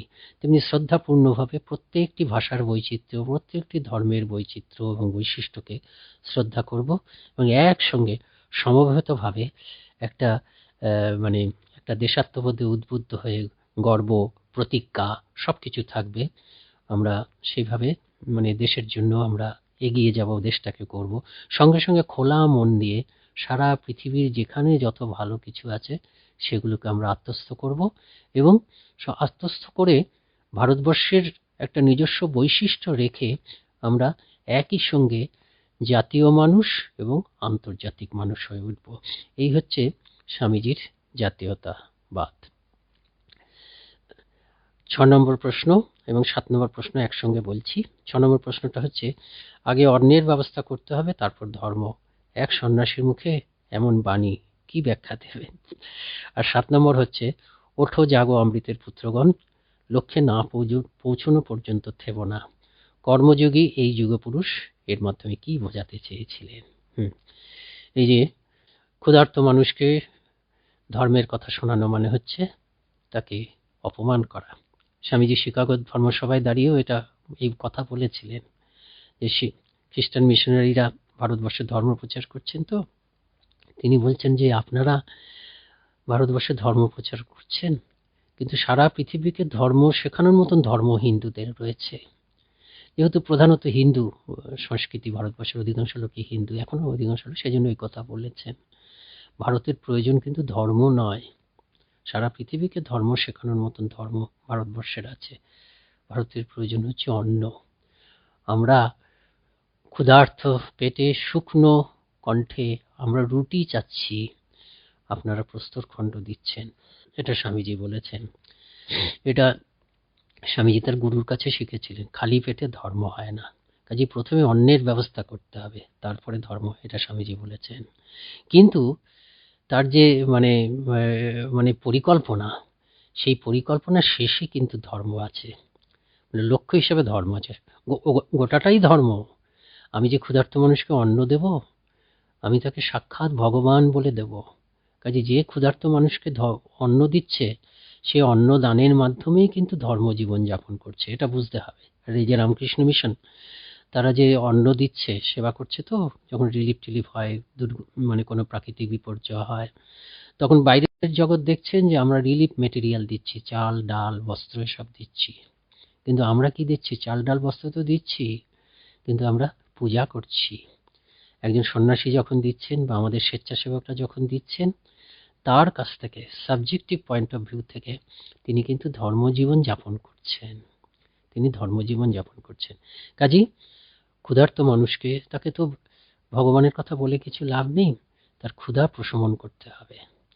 খালি পেটে ধর্ম হয় না, তার গুরুদেব বলেছিলেন। কিন্তু ভরা পেটি সব কথা বলেননি, স্বামীজি কিন্তু এই কথা বলেননি যে একমাত্র কর্তব্য আমার ক্ষুধার্ত মানুষকে আহ, রুটি দেওয়া, তা বলছেন না। ক্ষুধার্ত মানুষকে রুটি দেব, অন্নের ব্যবস্থা করব, তার এই যে থাকা খাওয়া পড়া যে বেসিক নেসেসিটিস সেগুলোকে আমি পূরণ করব।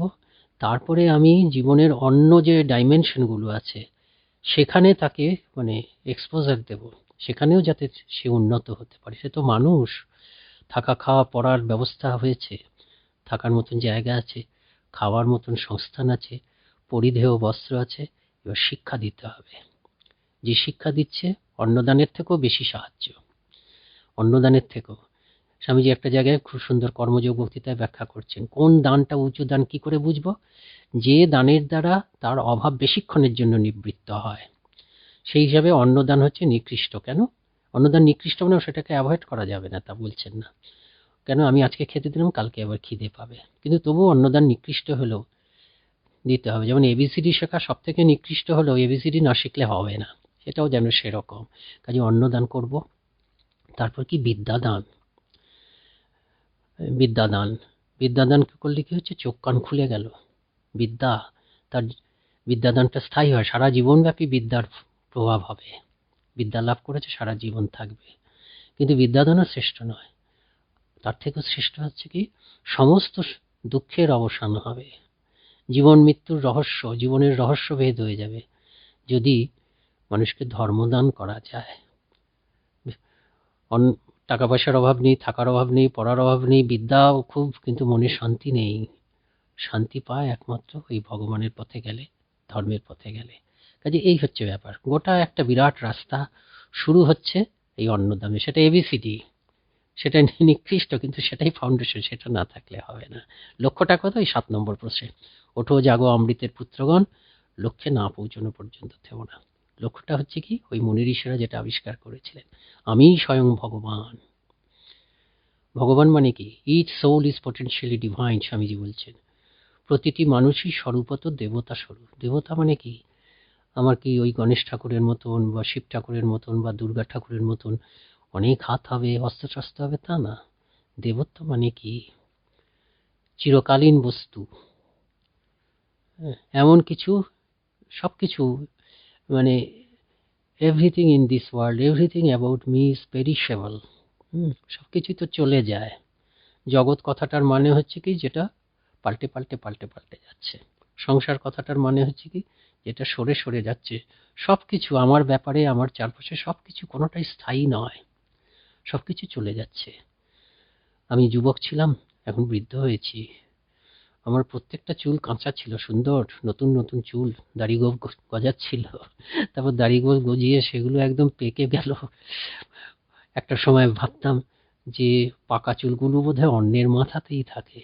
এখন আয়নার সামনে দেখি আমার মাথার থেকে পাকা চুলগুলো খুঁজে, কাঁচা চুল খুঁজে খুঁজে বের করতে হয়। পরিবর্তনশীল এগুলো, নিজের পরিবর্তন, নিজের মনটাও পাল্টে গেছে।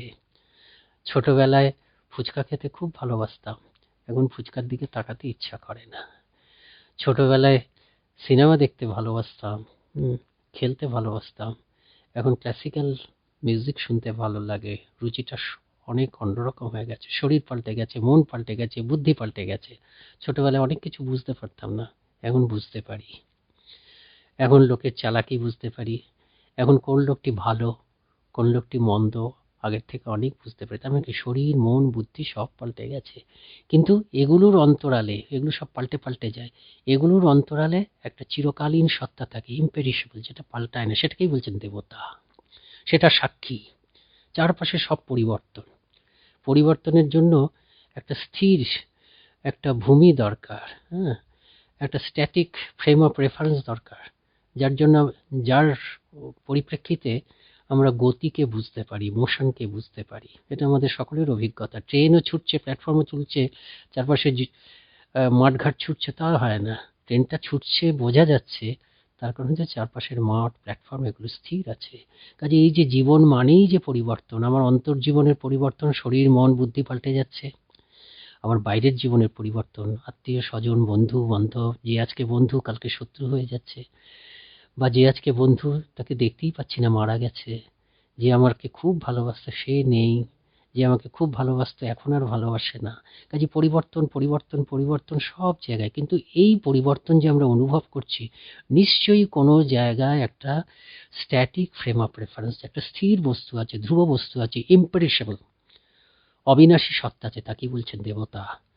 সেই জন্য বলছেন ওঠো জাগো অমৃতের পুত্রগণ, লক্ষ্যে না পৌঁছানো পর্যন্ত থেমো না। মানে তুমি নিজেকে জানো, তুমি জানবে যে তুমি সেই দেবতা। তোমার এই পরিবর্তনশীল সত্তার মধ্যে একটা অপরিবর্তনশীল বস্তু আছে।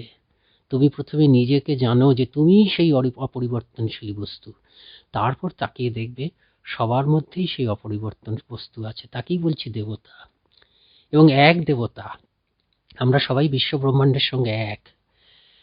দেবতার পরিচয়, আমি শুধু দেবতা অন্যেরা মানুষ তা নয়, আমিও দেবতা, অন্যেরাও সেই একই দেবতা। কাজেই এই হচ্ছে লক্ষ্য, চরম লক্ষ্য। এটাকে বলছে এমন একটা একত্ব, যে বললাম না একত্ব, একটা oneness based on a divine identity, একটি দৈবী পরিচয়ের ভিত্তিতে বিশ্বজনীন একত্ব। এবং এই সত্তার থেকে এই উপলব্ধি, অমৃত বলছে না লক্ষ্যে না পৌঁছানো পর্যন্ত থেকো না, এই লক্ষ্যে পৌঁছলে কি হবে? আমার মধ্যে স্বতঃস্ফূর্ত ভালোবাসা। এই লক্ষ্যটা হচ্ছে, এটাই হচ্ছে বেদান্তের কথা। বেদান্তের বাণী হচ্ছে কি? পবিত্রতার বাণী। কেননা সমস্ত অপবিত্রতা শরীর মন বুদ্ধিতে থাকে। আমি তো শরীর মন বুদ্ধি নই, আমি আত্মা।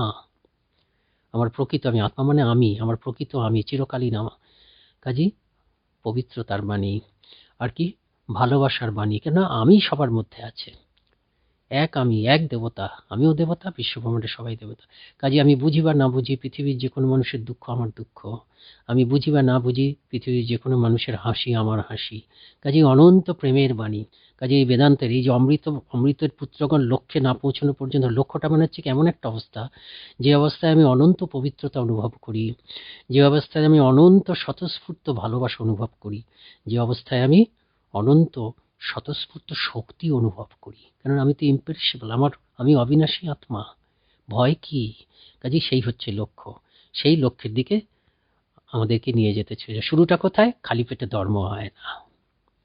প্রথমে খেতে দিতে হবে, বেসিক নেসেসিটিস গুলো পূর্ণ করতে হবে, তারপরে বিদ্যা শিক্ষা দিতে হবে। কিন্তু সেখানেই শেষ নয়, একটা বিরাট অভিযাত্রা। শেষ লক্ষ্য হচ্ছে দেবতায় পরিণত করতে হবে সবাইকে। নিজে দেবতা হয়ে অন্যকে দেবতায় পরিণত করতে হবে। অন্যকে দেবতা হিসাবে সেবা করে ভালোবেসে নিজের মধ্যে ঘুমন্ত দেবতাকে জাগাতে হবে। অর্থাৎ খালি পেটে ধর্ম হয় নাটা শুরু, এবং লক্ষ্যে না পৌঁছানো পর্যন্ত থেব না। অমৃতের পুত্রগণ, ওই অমৃত স্বরূপ যে লক্ষ্য, সেটা হচ্ছে শেষ। ৮ নম্বর প্রশ্নটা কি হচ্ছে? ৮ নম্বর প্রশ্নটা হচ্ছে, স্বামীজির সংস্পর্শে আসার পর ভগিনীবিতা জীবন আমূল বদলে যায়। মার্গারেট নোবেল বিদেশিনী হয়েও তার গোটা জীবনটা ভারতবাসীর সেবার জন্য নিয়োজিত করেছিলেন। কোন মন্ত্রে বিবেকানন্দ এই মহিষী নারীকে আদ্যন্ত ভারতীয়তে রূপান্তরিত করেছিলেন কোন মন্ত্রে? যেদিনকে প্রথম দেখা হলো, নিবেদিতা স্বামীজিকে দেখলেন, নিবেদিতা একদম সঠিক বুঝলেন। তার গুরুদেব, স্বামীজির গুরুদেব স্বামীজিকে দেখে বুঝেছিলেন যে তুই ধ্যান সিদ্ধ। সত্যি সত্যি স্বামীজি ধ্যান সিদ্ধ। ছোটবেলার থেকে আপনি খেলার ছলে খেলতে বসেছেন, মানে ধ্যান ধ্যান খেলছেন, কিন্তু গভীর ধ্যান, প্রকৃত ধ্যান হয়ে গেছে। 4-5 জন তার সমবয়স্ক, 4-5 বছর বয়স, ধ্যান খেলা। তিনি খেলার ছলে ধ্যানে বসে সত্যিকারের ধ্যানস্থ হয়েছে। অন্যদের কাছে খেলাই, যার জন্য সাপটা আসাতে অন্যেরা দেখতে পেয়েছে, চোখ পিটপিট করছিল, দৌড়ে পালিয়েছে, কিন্তু নরেন দেখতে পাচ্ছে না, কিন্তু ধ্যানস্থ, ধ্যান সিদ্ধ। নিবেদিতা প্রথম যখন দেখা হলো ওইখানে, ওই মিস মার্গসনের বাড়িতে, নিবেদিতা দেখেই বুঝলেন যে এই মানুষটি ধ্যানে দীর্ঘকাল কাটিয়েছেন। নিবেদিতার মনে অনেক প্রশ্ন, খ্রিস্ট ধর্ম সেই প্রশ্নের উত্তর দিতে পারছে না সব। তারপরে বৌদ্ধ ধর্মে অনেকটা উত্তর পেলেন, কিন্তু বৌদ্ধ ধর্মে উত্তরটা সব পেলেন না। কিন্তু ওই 1 ঘন্টা যে স্বামীজি আপন মনে কখনো ধ্যানে ঢুকে যাচ্ছেন, প্রথম দেখা নভেম্বর মাসে মিস মার্গসনের বাড়িতে, ওই 1 ঘন্টার উত্তরে স্বামীজি যা বললেন, নিবেদিতার মনের মধ্যে যা প্রশ্ন ছিল, অস্ফুট প্রশ্ন, সব তিনি উত্তর পেয়ে গেলেন।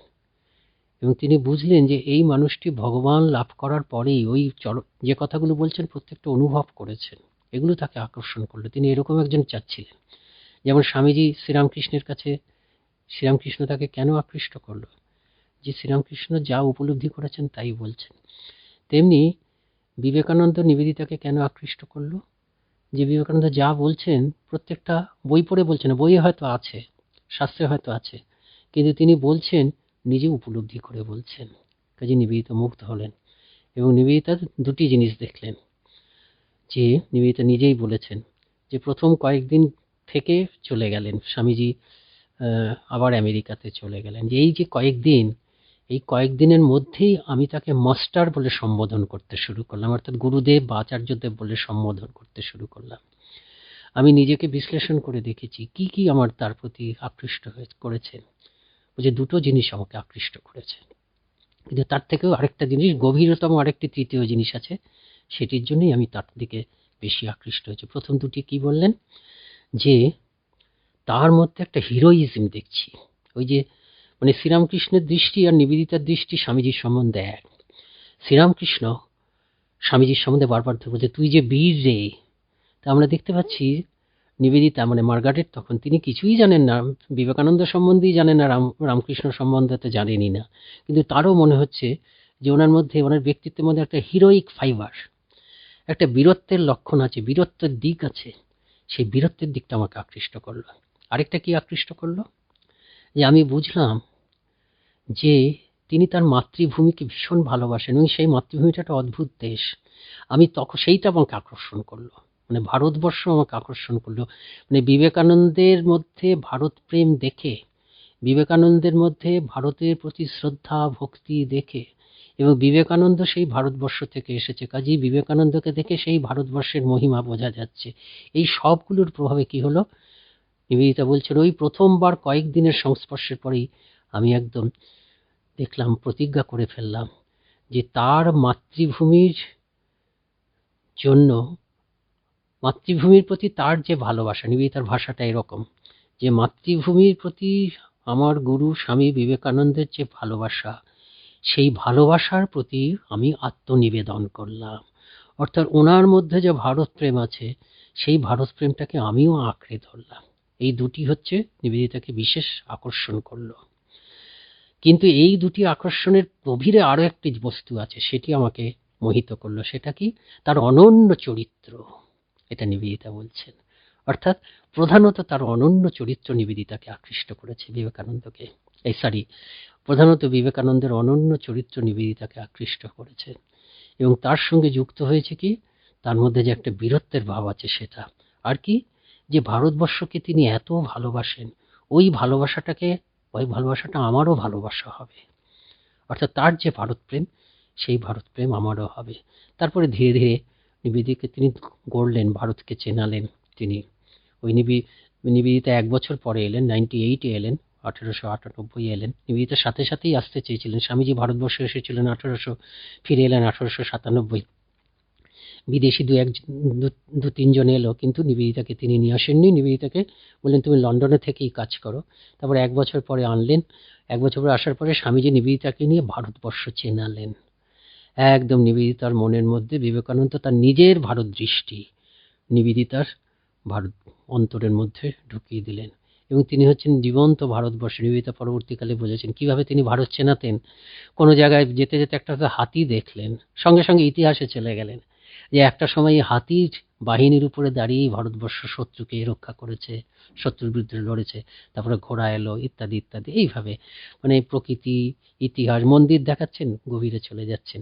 এইভাবে ভারত চিনিয়েছেন এবং একেবারে ভারত প্রাণ করে দিয়েছেন। এবং সেই ভারতকে দেখে প্রথম একদিনে হয়নি, প্রথম তার মানে ইংল্যান্ডের প্রতিও ছিল, কিন্তু ধীরে ধীরে তিনি একদম ভারত প্রাণ হয়ে গেলেন। এবং ভারত প্রাণ যখন হয়ে গেলেন, তখন তাকে ভারত কল্যাণে নিয়োজিত করলেন। নারী শিক্ষার প্রসারে সিস্টার নিবেদিতার ভূমিকা ছিল অনন্য। 9 নম্বর প্রশ্ন, নারী চেতনা বিস্তারে স্বামীজির অবস্থান কি ছিল? সিস্টার নিবেদিতার যে ভূমিকা, সেটি তো স্বামীজিরই ভূমিকা। স্বামীজি সিস্টার নিবেদিতাকে যে চিঠিটি লিখেছিলেন যে ভারতের জন্য, বিশেষত ভারতের মেয়েদের জন্য একজন প্রকৃত নারী নেত্রী দরকার।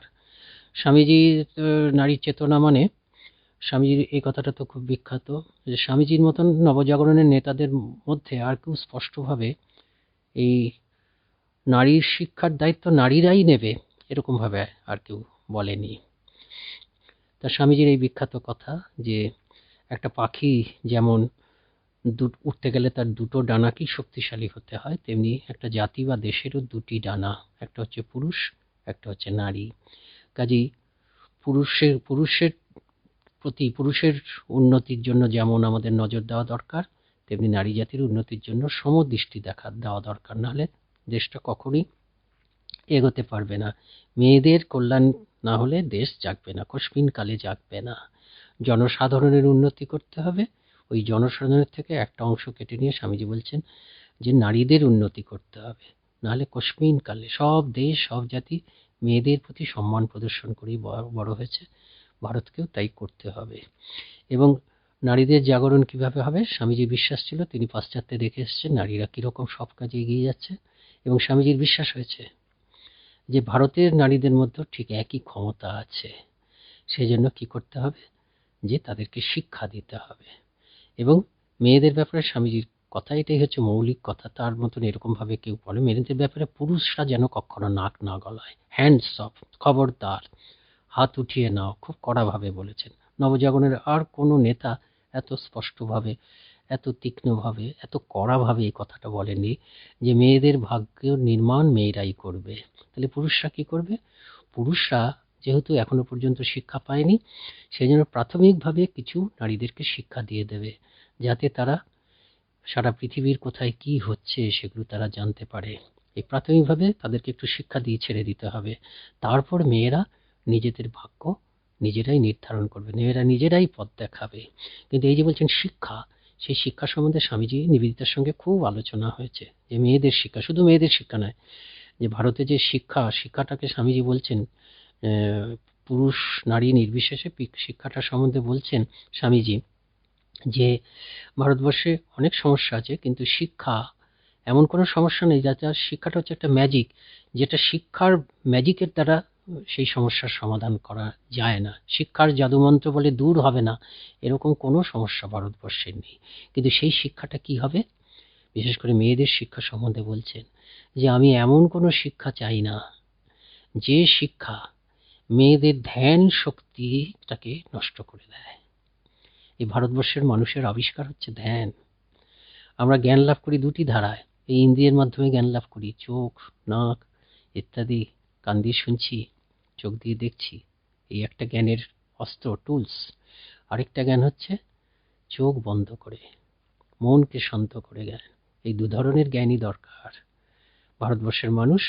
সেজন্য বলেছে, আমাদের প্রাচীনকাল থেকে ছিল, দে বিদ্যে বেদিতৈবে পড়া জৈব অপরাচ। পড়া মানে হচ্ছে এই চোখ বন্ধ করে যে বিদ্যা আমরা লাভ করি, ধর্মবিদ্যা, বেদান্ত বিদ্যা, আধ্যাত্মিক বিদ্যা যেটাকে বলছি, নিজের স্বরূপকে আবিষ্কারের বিদ্যা। চোখ বন্ধ, চোখ মানে কি সমস্ত ইন্দ্রিয়কে বন্ধ, মনের গভীরে ঢুকে জ্ঞান আহরণ করা যায়, এটা পাশ্চাত্যবাসী জানতেন না। এখন মেডিটেশন পপুলার হয়েছে, ধ্যান, গভীরে গিয়ে ধ্যান আর চোখ খুলে ধ্যান, এই অপরা বিদ্যা, জাগতিক বিদ্যা, দুটো বিদ্যাই দরকার। সাধারণ 99.99% মানুষের জন্য দুটো বিদ্যাই দরকার, শুধু বাইরের জগতের বিদ্যা নয়, অন্তর্জগতের বিদ্যা।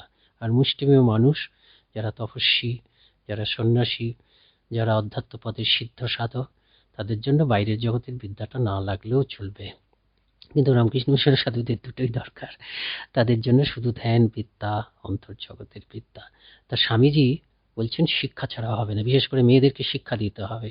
কিন্তু সেই শিক্ষার মধ্যে এই যে সনাতন ভারতবর্ষের মুনি ঋষিদের আবিষ্কৃত যে অন্তর্মুখী হওয়ার শিক্ষা, এই শিক্ষাটা যেন বাদ না থাকে। এই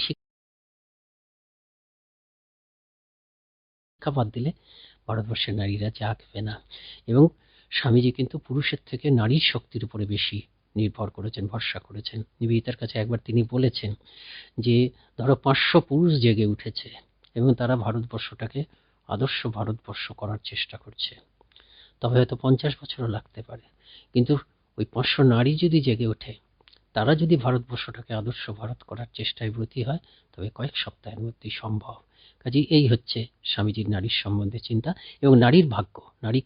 নারীকে নেতৃত্ব দেবে নারীরাই, যার জন্য নিবেদিতাকে এনেছিলেন। পুরুষকে নেতৃত্ব দেবে স্বামীজি, এই স্বাধীনতা, পুরুষকে নেতৃত্ব দেবে পুরুষ। স্বামীজি নিবেদিতাকে কেন ডাকলেন? স্বামীজি প্রথমে নিবেদিতাকে ডাকতে চাননি। কেন ডাকতে চান? নিবেদিতার সমস্ত গুণ সম্বন্ধে ওয়াকিবহাল থাকা সত্ত্বেও তিনি জানতেন যে এই দেশ এত গরম, এই দেশে আসলে একটা বিজাতীয় সংস্কৃতির মধ্যে পড়তে হবে, নিবেদিতা কি পারবে? নিবেদিতার গুণাবলী সম্বন্ধে প্রচুর আস্থা সত্ত্বেও স্বামীজি প্রথমে ভাবছিলেন যে ভারতবর্ষ থেকে যদি পাই, ভারতবর্ষ থেকে তিনি খুঁজেছিলেন। ওই সরলাবালা ঘোষালের উপরে তার খুব আগ্রহ ছিল। তিনি একটা চিঠিতে লিখছেন যে আমি দ্বিতীয়বার যখন যাব আপনাকে বিদেশ নিয়ে যাব, সেটা হয়নি, পাশ্চাত্যে নিয়ে যাব, আপনি বিদুষী, আপনি দেশীয়, ভারতবর্ষের দেশীয় নারী দেশীয় পরিচ্ছদে বিদেশিদের কাছে ঋষি মুখ নিঃসৃত উপনিষদের কথা বলবে, এটা ভেবে আমি রোমাঞ্চিত হচ্ছি। কিন্তু শেষকালে হলো না। তার কারণ তারা ওই পৌত্তলিক শ্রীরামকৃষ্ণকে, পৌত্তলিক মানে কি, মা কালীর পূজারী শ্রীরামকৃষ্ণকে গ্রহণ করতে পারলেন না। তিনি বোধহয় বলেছিলেন যে আমি আপনার সঙ্গে কাজ করতে রাজি, কিন্তু ওই যে কালী পুজো, শ্রীরামকৃষ্ণ বা এইসব কালী পুজো টুজো, সেগুলোকে আপনি বর্জন করুন। তখন ঠাকুর স্বামীজি একেবারে মোহমুক্ত হয়ে গেলেন। খুব বিরাট চিঠি লিখেছিলেন বহু প্রত্যাশা করে। তারপরে স্বামীজি একটু বিদ্রুপ করে বলছেন, ও আপনার এত ভারতবর্ষ সম্বন্ধে ভালোবাসা, ওই একটা ঠাকুর এত আপনার হৃদয় ধুকপুক, অন্তর ধুকপুক এসব করছে, বলি এত যে দেশের জন্য প্রেম, হৃদয় বুক ধুকপুক, হৃদয় ধুকপুক, ওই একটি মাত্র ঠাকুরই সব আটকে গেল। কাজেই তখন স্বামীজি বুঝলেন যে এদেশ থেকে পাওয়া যাবে না, বিদেশ থেকে। সেজন্য নিবেদিতাকে যে চিঠিটা লিখছেন তার মধ্যে লিখেছেন ভারতের জন্য, বিশেষত ভারতের নারী সমাজের জন্য একজন প্রকৃত সিংহিনী দরকার। ভারতবর্ষ এখন সেটা প্রস্তুত করতে পারছে না, সেজন্য তোমাকে চাই, এই নারী নেত্রী। তিনি জানতেন পুরুষদের জন্য তিনি আছেন, পুরুষ নেতা হিসাবে তিনি আছেন, তার গুরু ভাইয়েরা আছেন, তার শিষ্যরা আছেন। নারীদের জন্য নারী নেত্রী ভারতবর্ষ থেকে পাননি, সেজন্য নিবেদিতাকে এনেছিলেন। নিবেদিতার মাধ্যমে এই ভারতবর্ষকে জাগাতে চেষ্টা করেছিলেন। কারণ স্বামী বলতেন নারীদের নেতৃত্ব দেবে নারীরাই, খবরদার পুরুষরা যেন হাত না দেয়। আচ্ছা, 10 নম্বর প্রশ্ন। নিজের জীবনে ঝুঁকি নিন, যদি আপনি জেতেন তাহলে নেতৃত্ব করবেন, আর যদি হারেন তাহলে আপনি অন্যদের সঠিক পথ দেখাতে পারবেন। আমি এটার উত্তর দেব না, তার কারণ হচ্ছে আমার যতদূর পড়াশোনা করেছি, মানে রামকৃষ্ণ মিশনে দীর্ঘদিন আছি তো পড়তেই হয়, স্বামীজির রচনাবলী আমাদের পড়তেই হয়। যতটুকু পড়েছি এটা স্বামীজির কথা নয়। এটা আপনাদের কাছে একটু বলে দিই, আপনারা একটু সতর্ক থাকবেন যে অনেক সময় ধরুন হোয়াটসঅ্যাপে চলে, ওয়েব পেজে চলে, স্বামীজির নামে চলে, কিন্তু স্বামীজির নয়। একটু আপনারা খোঁজ করবেন, খোঁজ করে নেবেন। তা আমার যতদূর জানা, মানে জ্ঞানগম্যি আছে, এটি স্বামীজির কথা নয়। যদি আপনারা, আমার ভুলও হতে পারে, যদি আপনারা কেউ স্বামীজির বাণী রচনা বা কমপ্লিট ওয়ার্কসের মধ্যে এই কথাটি পেয়ে থাকেন, একটা পোস্ট কার্ড বা একটা ইমেল করে দেবেন, আমি সংশোধন করে নেব, দোষ স্বীকার করে নেব। কিন্তু এখানে মূল যে কথাটা বলছেন, এর থেকে মানে সেই বলিষ্ঠ বাণী বলছেন বিবেকানন্দের এই বলিষ্ঠ দর্শন, বিবেকানন্দের বলিষ্ঠ দর্শনের মানে প্রমাণস্বরূপ আরো অনেক উক্তি আছে এরকম। দাঁড়িয়ে সেটা তো জানেন যে কাপুরুষতাই পাপ, আমরা যে পড়লাম। তারপরে ধরুন একটা বাণী পড়ছি যুবকদের উদ্দেশ্যে, তিনি বলছেন যে কি অদ্ভুত কথা বলছেন, একটু সময় নিচ্ছি। জীবন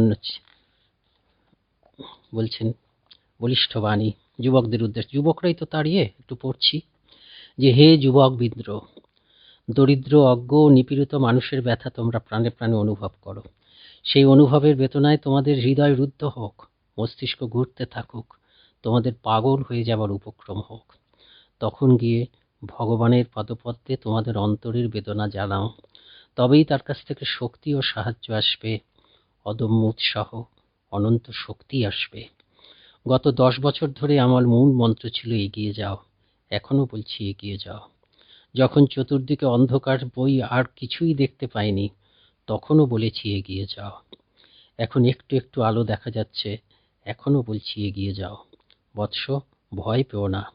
উপরে তারকা খচিত অনন্ত আকাশমণ্ডলের দিকে সভয় দৃষ্টিতে চেয়ে মনে করো না যে তা তোমাকে পিষে ফেলবে। অপেক্ষা করো, দেখবে অল্পক্ষণের মধ্যেই দেখবে সবকিছুই তোমার পদতলে। টাকায় কিছুই হয় না, নামেও হয় না, যশেও হয় না, বিদ্যায়ও কিছু হয় না, ভালোবাসায় সব হয়। চরিত্রই বাধাবিঘ্নের বজ্রদৃঢ় প্রাচীরের মধ্য দিয়ে পথ করে নিতে পারে। আপনারা প্রশ্ন করেছেন বিবেকানন্দের এই বলিষ্ঠ দর্শন আমাদের কিভাবে এগিয়ে নিয়ে যাবে। কিভাবে মানে আমি বলিষ্ঠ হলে আমি আপনা আপনি এগিয়ে যাব? আমার বলিষ্ঠ, বলিষ্ঠ মানে কি? চরিত্র বলে বলিষ্ঠ। পরোপকার স্পৃহায় আমি বলিষ্ঠ, প্রলোভনের বিরুদ্ধে অবিচলিত থাকায় আমি বলিষ্ঠ, পরের জন্য স্বার্থত্যাগে আমি বলিষ্ঠ,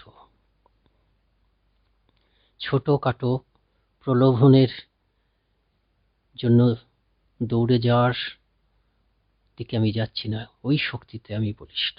এই বলিষ্ঠ দর্শন আমাকে বলিষ্ঠ জীবন দেবে। ওই যে বললাম, বলিষ্ঠতার অর্থ হচ্ছে প্রেমময়তা। শুধু বলিষ্ঠতা নয়, শক্তি এবং ভালোবাসা। বিবেকানন্দের মধ্যে এই দুটো ছিল। সিস্টার ক্রিস্টিন বলছেন তিনি মূর্তিমান ভালোবাসা, মিস ম্যাকলাউড বলছেন তিনি মূর্তিমান শক্তি। এই বলিষ্ঠতা, যে বলিষ্ঠতার সঙ্গে প্রেম রয়েছে। স্বামীজি সাধুদের জন্য তাই বলতেন। তিনি দ্বিতীয়বার যখন আমেরিকা যাচ্ছেন, সাধু ব্রহ্মচারীদের কাছে একটা ভাষণ দিলেন। বলছেন তোমাদেরকে একেবারে বজ্রের মতন শক্তিশালী হতে হবে, আবার তোমাদের এমন কোমল হৃদয় হবে লোকে মনে করবে যে তুমি, সাধারণত আমরা তো মেয়েদেরকে কোমল প্রাণ জানি, তুমি একদম মেয়েদের মতন কোমল প্রাণ। এটা বলেছেন। এই জিনিসটা থাকতে হবে, ভালোবাসা এবং শক্তি, ভালোবাসা এবং শক্তি এবং সেবা পরায়ণতা। এই থাকলেই দেশটা এগিয়ে যাবে, আমরা সবাই এগিয়ে যাব। 11 নম্বরে বলছেন রামকৃষ্ণ আন্দোলন বা বেদান্ত আন্দোলনের পীঠস্থান রামকৃষ্ণ মিশন ও মঠ। সুন্দর কথা বলেছেন। রামকৃষ্ণ আন্দোলনটা সত্যি সত্যি বেদান্ত আন্দোলন। বেদান্ত মানে হচ্ছে হিন্দু ধর্ম, বেদান্ত মানে অদ্বৈত বেদান্ত। অদ্বৈত বেদান্ত আমাদের লক্ষ্য। ভক্তিটাও বেদান্ত, ভক্তিপথ দিয়ে যেতে যেতে আমরা সেই অদ্বৈত বেদান্ত, ভক্তিপথটা হচ্ছে দ্বৈত বেদান্ত। অদ্বৈত বেদান্ত, অদ্বৈত বেদান্ত কথাটা কেন বলার মানে এত গুরুত্ব দিয়ে বলছি বা এত ইম্পর্টেন্ট বলে মনে করছি, ওই সব এক, দৈব পরিচয়ে সবাই এক। আমি বিশ্ব ব্রহ্মাণ্ডের সঙ্গে এক, এটা জড় বুদ্ধিতে এক নই। ইলেকট্রন, প্রোটন, নিউট্রন এই পরিচয়ে এক নই, একটা দৈবী পরিচয়ে এক, যার জন্য বলছেন existence is one, divine oneness. দৈবী পরিচয়ের ভিত্তিতে আমি সারা বিশ্ব ব্রহ্মাণ্ডের সঙ্গে একত্ব। এই হচ্ছে বেদান্ত আন্দোলন। আর রামকৃষ্ণ আন্দোলন কি? এই বেদান্ত আন্দোলনটাকে প্র্যাকটিক্যাল করেছেন স্বামীজি। এখন প্র্যাকটিক্যাল বেদান্ত বলে একটা কথা সবাই জানে। এই প্র্যাকটিক্যাল বেদান্ত যে কনসেপ্টটা, ধারণাটা স্বামীজি এনেছেন। যে ওই মুনি ঋষিরা এই বেদান্তকে, এতদিন পর্যন্ত আমরা জানতাম কি বনে জঙ্গলে গিয়ে সংসার ত্যাগ করে তপস্বীরা ওই হয় হিমালয়ে যাবে না বনে জঙ্গলে যাবে, গিয়ে এই বেদান্ত চর্চা করবে। অধিকাংশ মানুষের জন্য এই বেদান্ত নয়। বিবেকানন্দ প্রথম কি করলেন? এই বেদান্তকে ছড়িয়ে দিলেন। বলছেন ওই বনে জঙ্গল থেকে গিয়ে আমি সবাইকে ছড়িয়ে দেব। ছড়িয়ে দেওয়ার এটা কি, মন্ত্রটা কি, যন্ত্র লক্ষণটা কি, সবাই করবে, সবাই বেদান্ত চর্চা করতে পারবে। আমরা যদি বেদান্ত পড়ি, দর্শন পড়ি, তাহলে প্রথমে বলবো তোমাকে অধিকারী হতে হবে, যোগ্য হতে হবে। অধিকারী কি? অধিকারী মানে হচ্ছে তপস্যা, পবিত্র হও, পবিত্র হও, পবিত্র হও, সংযত হও। এই সারা জীবন ধরে অধিকারী হয়ে শেষকালে আমি বেদান্তের বাণী শোনার অধিকারী হব। কিন্তু এখানে হচ্ছে প্রথম থেকেই, যে কোনো পর্যায়ে। এবং এই বেদান্ত চর্চা করলে কি হবে, যে যে স্বামীজি বলছেন একজন জেলে আরো ভালো জেলে হবে, একজন ছাত্র আরো ভালো ছাত্র হবে, একজন কেরানি আরো ভালো কেরানি হবে, একজন আইনজীবী আরো ভালো আইনজীবী হবে, একজন সবাই যে যেখানে আছে আরো ভালো হবে। আর যে ধর্মপথে চলছে, ভগবানকে চাচ্ছে, সে ভগবান লাভ করবে, ব্রহ্মজ্ঞ হবে, আত্মজ্ঞান হবে, ঋষি হয়ে যাবে, যে যেখানে আছে। তা এর পদ্ধতিটা কি, কিসের ভিত্তিতে এই বেদান্ত ব্যবহারিক হবে? আমি এই আজকে 2021 সাল আমার ঘরে, আমি একজন ছাত্র, আমি একজন ব্যবসায়ী, আমি একজন অধ্যাপক, আমার ঘরে ওই মুনি ঋষিদের বেদান্তকে কিভাবে আমি আচরণ করব? আত্মবিশ্বাস, আমি খুব কনফিডেন্ট, বেদান্ত আমাকে শক্তি দেবে, আমি যে কাজ করছি আত্মবিশ্বাস, আমি পারবই। আর কি, আমি পবিত্র, কোনো মিননেস নেই আমার মধ্যে, তাহলে আমি বেদান্তর চর্চা করছি না। সাহসী লোকেদের মধ্যে মিননেস থাকে না, রাজার মধ্যে মিননেস থাকার কম থাকে। আমার মধ্যে কোনো অসাধুতা নেই, আমার মধ্যে কোনো অপবিত্রতা নেই, নীচতা নেই, আর কি ভালোবাসা। ওই যে বললাম শক্তি এবং ভালোবাসা, এই স্বামী শ্রীরামকৃষ্ণের ধর্ম, শ্রীরামকৃষ্ণ বিবেকানন্দের ধর্ম, ভারতবর্ষের অদ্বৈত বেদান্তের ধর্মের লক্ষণ হচ্ছে শক্তি, পবিত্রতা এবং ভালোবাসা। এই শক্তি এবং পবিত্রতা আমাদের হচ্ছে শক্তি, পবিত্রতা, ভালোবাসা, সেবা, এই হচ্ছে আমাদের লক্ষণ। এগুলো যেন আমাদের পা, এগুলো আমাদের যেন গাড়ির, রামকৃষ্ণ সংঘরূপী যে গাড়ি, তার যেন 4টি চাকা, পবিত্রতা, শক্তি, ভালোবাসা, সেবা। তাই এইভাবে আমরা এগোচ্ছি। এই প্রতিষ্ঠান নিছক ধর্মীয় গণ্ডির বেড়া টপকে কিভাবে শিক্ষা, সমাজসেবা সহ মানুষের সার্বিক উন্নয়নে কাজ করছে, আমরা দৃষ্টান্ত স্থাপন করছি। শিক্ষার প্রয়োজন, আদর্শ বিদ্যালয় কিভাবে করা যায় দেখাচ্ছি। হাসপাতাল, সারা দেশে হাসপাতাল তৈরি করা আমাদের সম্ভব নয়। দৃষ্টান্তের খুব প্রয়োজন আছে। আমরা ভালো ভালো হাসপাতাল তৈরি করছি, দেখাচ্ছি। আমরা দেখাচ্ছি যে মানুষ দুঃখে দুর্বিপাকে পড়লে কিভাবে যেতে হয় তাদের কাছে। এই কোভিড হলো, আমরা সব থেকে বড় রামকৃষ্ণ মিশনের ইতিহাসের সব থেকে বড় রিলিফ কাজ আমরা করতে সক্ষম হয়েছি। কারণ সব জায়গায়, দেশে বিদেশে সব জায়গায় আছে, তো প্রতিটি কেন্দ্র করেছি। কিন্তু আমরা এও জানি সারা দেশের প্রয়োজনের তুলনায় আমরা কিছুই করতে পারিনি। কিন্তু আমরা এও জানি, এটাই আমাদের স্যাটিসফ্যাকশন, যে আমরা নিজেরা তৃপ্ত হয়েছি এবং আমাদের দৃষ্টান্ত অনেককে অনুপ্রাণিত করেছে। আমরা দৃষ্টান্ত দেখাচ্ছি। নিছক ধর্মীয় গণ্ডি মানে এখানে একটা কথা বলতে হবে, আমাদের কাছে সব ধর্ম, আমরা ভেতর থেকে রামকৃষ্ণ মিশনের সন্ন্যাসী হিসেবে আমাদের সমস্ত কাজ হচ্ছে আধ্যাত্মিক চেষ্টা, সাধন ভজন। ওই মন্দিরে ঠাকুরকে পুজো করছি, সকালবেলা আমরা জপ ধ্যান করি, ঠাকুরকে পূজা করি, সেটা যেমন ধর্ম। আমরা এই আমফানের রোগীদের জন্য, আমফানের ক্ষতিগ্রস্তদের জন্য আমরা যেমন চাল ডাল এসব নিয়ে গেলাম, চিকিৎসার ব্যবস্থা করলাম, তারপর এখন আমরা বাড়িও করছি কোনো কোনো জায়গায়। এগুলো ঠিক একই পূজা, দুভাবে। স্বামী বিবেকানন্দের একজন গুরু ভাই ছিলেন, স্বামীজির পরেই তাকে আমরা সম্মান করি, স্বামী ব্রহ্মানন্দ। তিনি হচ্ছেন রামকৃষ্ণ মঠ মিশনের প্রথম প্রেসিডেন্ট ছিলেন। তা তিনি সাধু ব্রহ্মচারীদের বলতেন, এটি শুধু যদিও সাধু ব্রহ্মচারীদের, এটা কিন্তু সারা পৃথিবীর সকলে, যারাই রামকৃষ্ণ বিবেকানন্দের আদর্শকে গ্রহণ করতে চায়, যারাই ওই যে অদ্বৈত বেদান্তের আদর্শকে গ্রহণ করতে চায়, যারাই রামকৃষ্ণ সংঘর আদর্শকে, রামকৃষ্ণ মঠ মিশনের আদর্শকে গ্রহণ করতে চায়, তারা যদি নিজেদের জীবনে এই ভাবটিকে রূপায়িত করতে চান, তবে এই দুটি ধারায় চললেই হবে। তা রাজা স্বামী ব্রহ্মানন্দজি আমাদের সাধু ব্রহ্মচারীদের বলতেন স্বামীজিরই ভাবের কথা, কেন স্বামীজির থেকে তিনি 9 দিনের ছোট ছিলেন, এবং বিবেকানন্দের পরেই যাকে আমরা সর্বোচ্চ স্থান দিই তিনি হচ্ছেন স্বামী ব্রহ্মানন্দ। তা তিনি বলতেন, ইংরেজিতে তিনি বলছেন সাধু ব্রহ্মচারীদের, meditate meditate meditate and serve his creatures, ধ্যান করো আর মানুষের সেবা করো। এই অন্তর জগতে তাকাই, ওই যে বললাম দুরকম জ্ঞান, চোখ দিয়ে, এই ইন্দ্রিয় দিয়ে বাইরের জগতের জ্ঞান, আর ইন্দ্রিয়গুলোকে বন্ধ করে চোখ বুজে মনকে শান্ত করে ভেতরের জগতের ধ্যান। এই দু ধারায় যদি আমরা চলি, প্রত্যেকের প্রয়োজন আছে সাধু ব্রহ্মচারী, প্রত্যেকের।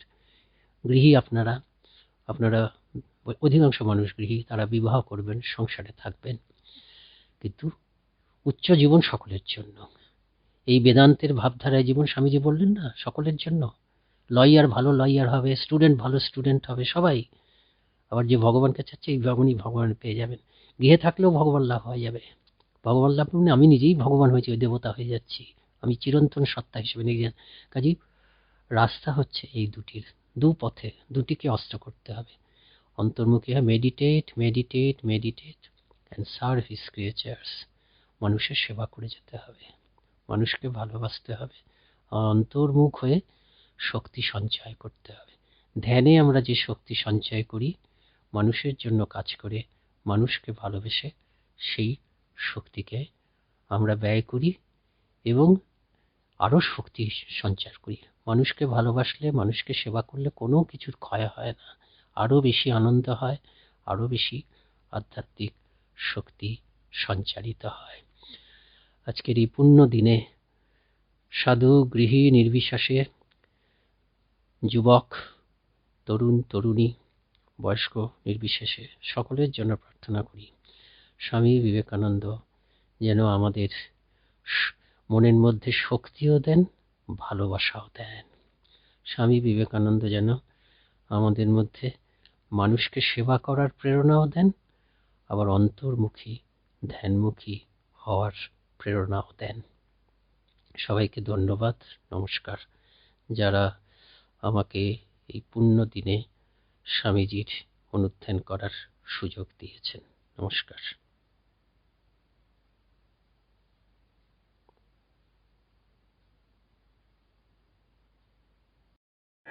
সত্যি কত প্রশ্ন, তার সঠিক সঠিক উত্তর যদি আমরা না পাই, সব থেকে বড় কথা হচ্ছে সঠিক উত্তরদাতা যদি উত্তর না দিতে পারেন, তাহলে আমাদের জীবন কিভাবে এগোবে, সেটা তো বড় প্রশ্ন। আশা করি আমাদের যা যা প্রশ্ন ছিল মহারাজ খুব সরল এবং খুব সহজভাবে আমাদেরকে উত্তর দিয়েছেন। এতে আমরা মহারাজের কাছে অত্যন্ত কৃতজ্ঞ। মহারাজকে আমাদের ও দুটি চরণসারের সকল ভক্তবৃন্দের পক্ষ থেকে সশ্রদ্ধ প্রণাম। মহারাজ খুব ভালো থাকুন, সুস্থ থাকুন, আমরা প্রাণপণ প্রার্থনা করি। আমাদের অনুষ্ঠান প্রায় শেষের দিকে, আমরা এখন রামকৃষ্ণ শরণম করব। শরণম পরিবেশনায় থাকছে পূজনীয় স্বামী আত্মনাথানন্দজি মহারাজ, বেলগড়িয়া বিদ্যার্থী আশ্রম। আমরা সবাই মিলে গাইব রামকৃষ্ণ শরণম। রামকৃষ্ণ শরণম, রামকৃষ্ণ শরণম, রামকৃষ্ণ শরণম, শরণে জয় জয় রামকৃষ্ণ শরণম, রামকৃষ্ণ শরণম, রামকৃষ্ণ শরণম, শরণে কৃপা হি কেবলম, কৃপা হি কেবলম, কৃপা হি কেবলম, শরণে প্রভু কৃপা হি কেবলম, কৃপা হি কেবলম, কৃপা হি কেবলম, শরণে জয় জয় রামকৃষ্ণ শরণম, রামকৃষ্ণ শরণম, রামকৃষ্ণ শরণম, শরণে জয় জয় রামকৃষ্ণ শরণম, রামকৃষ্ণ শরণম, রামকৃষ্ণ শরণম, শরণে শরণাগতহম, শরণাগতহম, শরণাগতহম, শরণে প্রভু শরণাগতহম, শরণাগতহম, শরণাগতহম, শরণে জয় জয় রামকৃষ্ণ শরণম, রামকৃষ্ণ শরণম, রামকৃষ্ণ শরণম, শরণে জয় জয় রামকৃষ্ণ শরণম, রামকৃষ্ণ শরণম, রামকৃষ্ণ শরণম, শরণে নমো শ্রী গুরবে, নমো শ্রী গুরবে, নমো শ্রী গুরবে, নমো নমো নমো শ্রী গুরবে, নমো শ্রী গুরবে, নমো শ্রী গুরবে, নমো নমো জয় জয় রামকৃষ্ণ শরণম, রামকৃষ্ণ শরণম, রামকৃষ্ণ শরণম।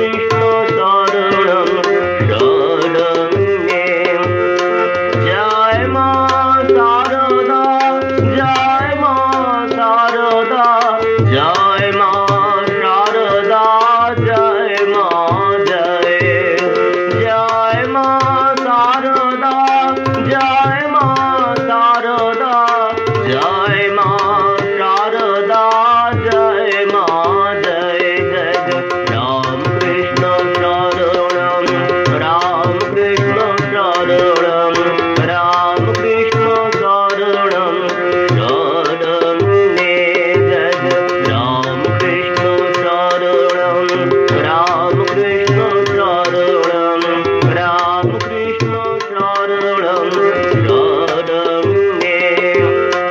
নমো শ্রী স্বামীজি, নমো শ্রী স্বামীজি, নমো শ্রী স্বামীজি, নমো নমো।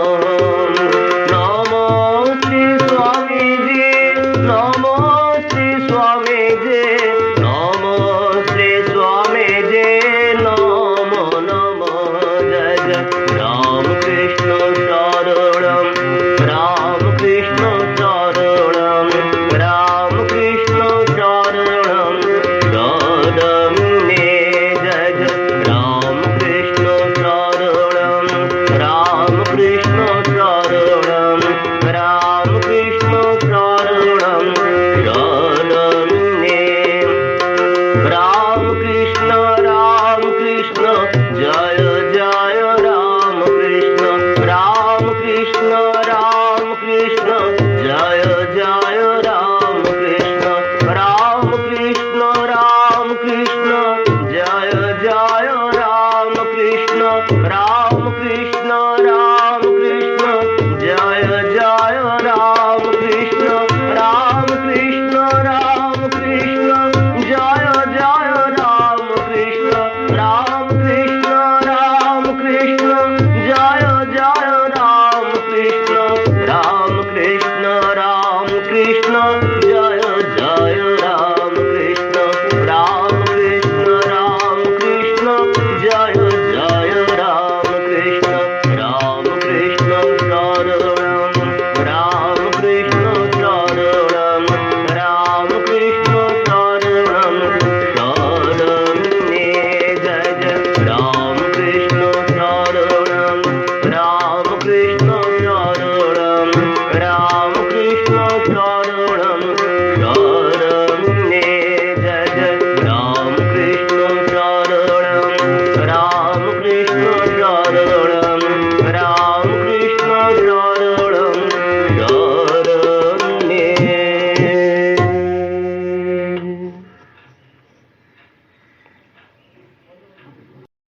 আজ আমাদের এই অনুষ্ঠান, এই অনুধ্যান এখানেই শেষ হলো। আপনারা সবাই খুব ভালো থাকবেন। ও দুটি চরণ সারের পক্ষ থেকে সবাইকে অনেক অনেক ধন্যবাদ। আমাদের এই গ্রুপটি এবার মুক্ত করে দেওয়া হলো। আপনারা সকলে আপনাদের মতামত জানাবেন। ধন্যবাদ।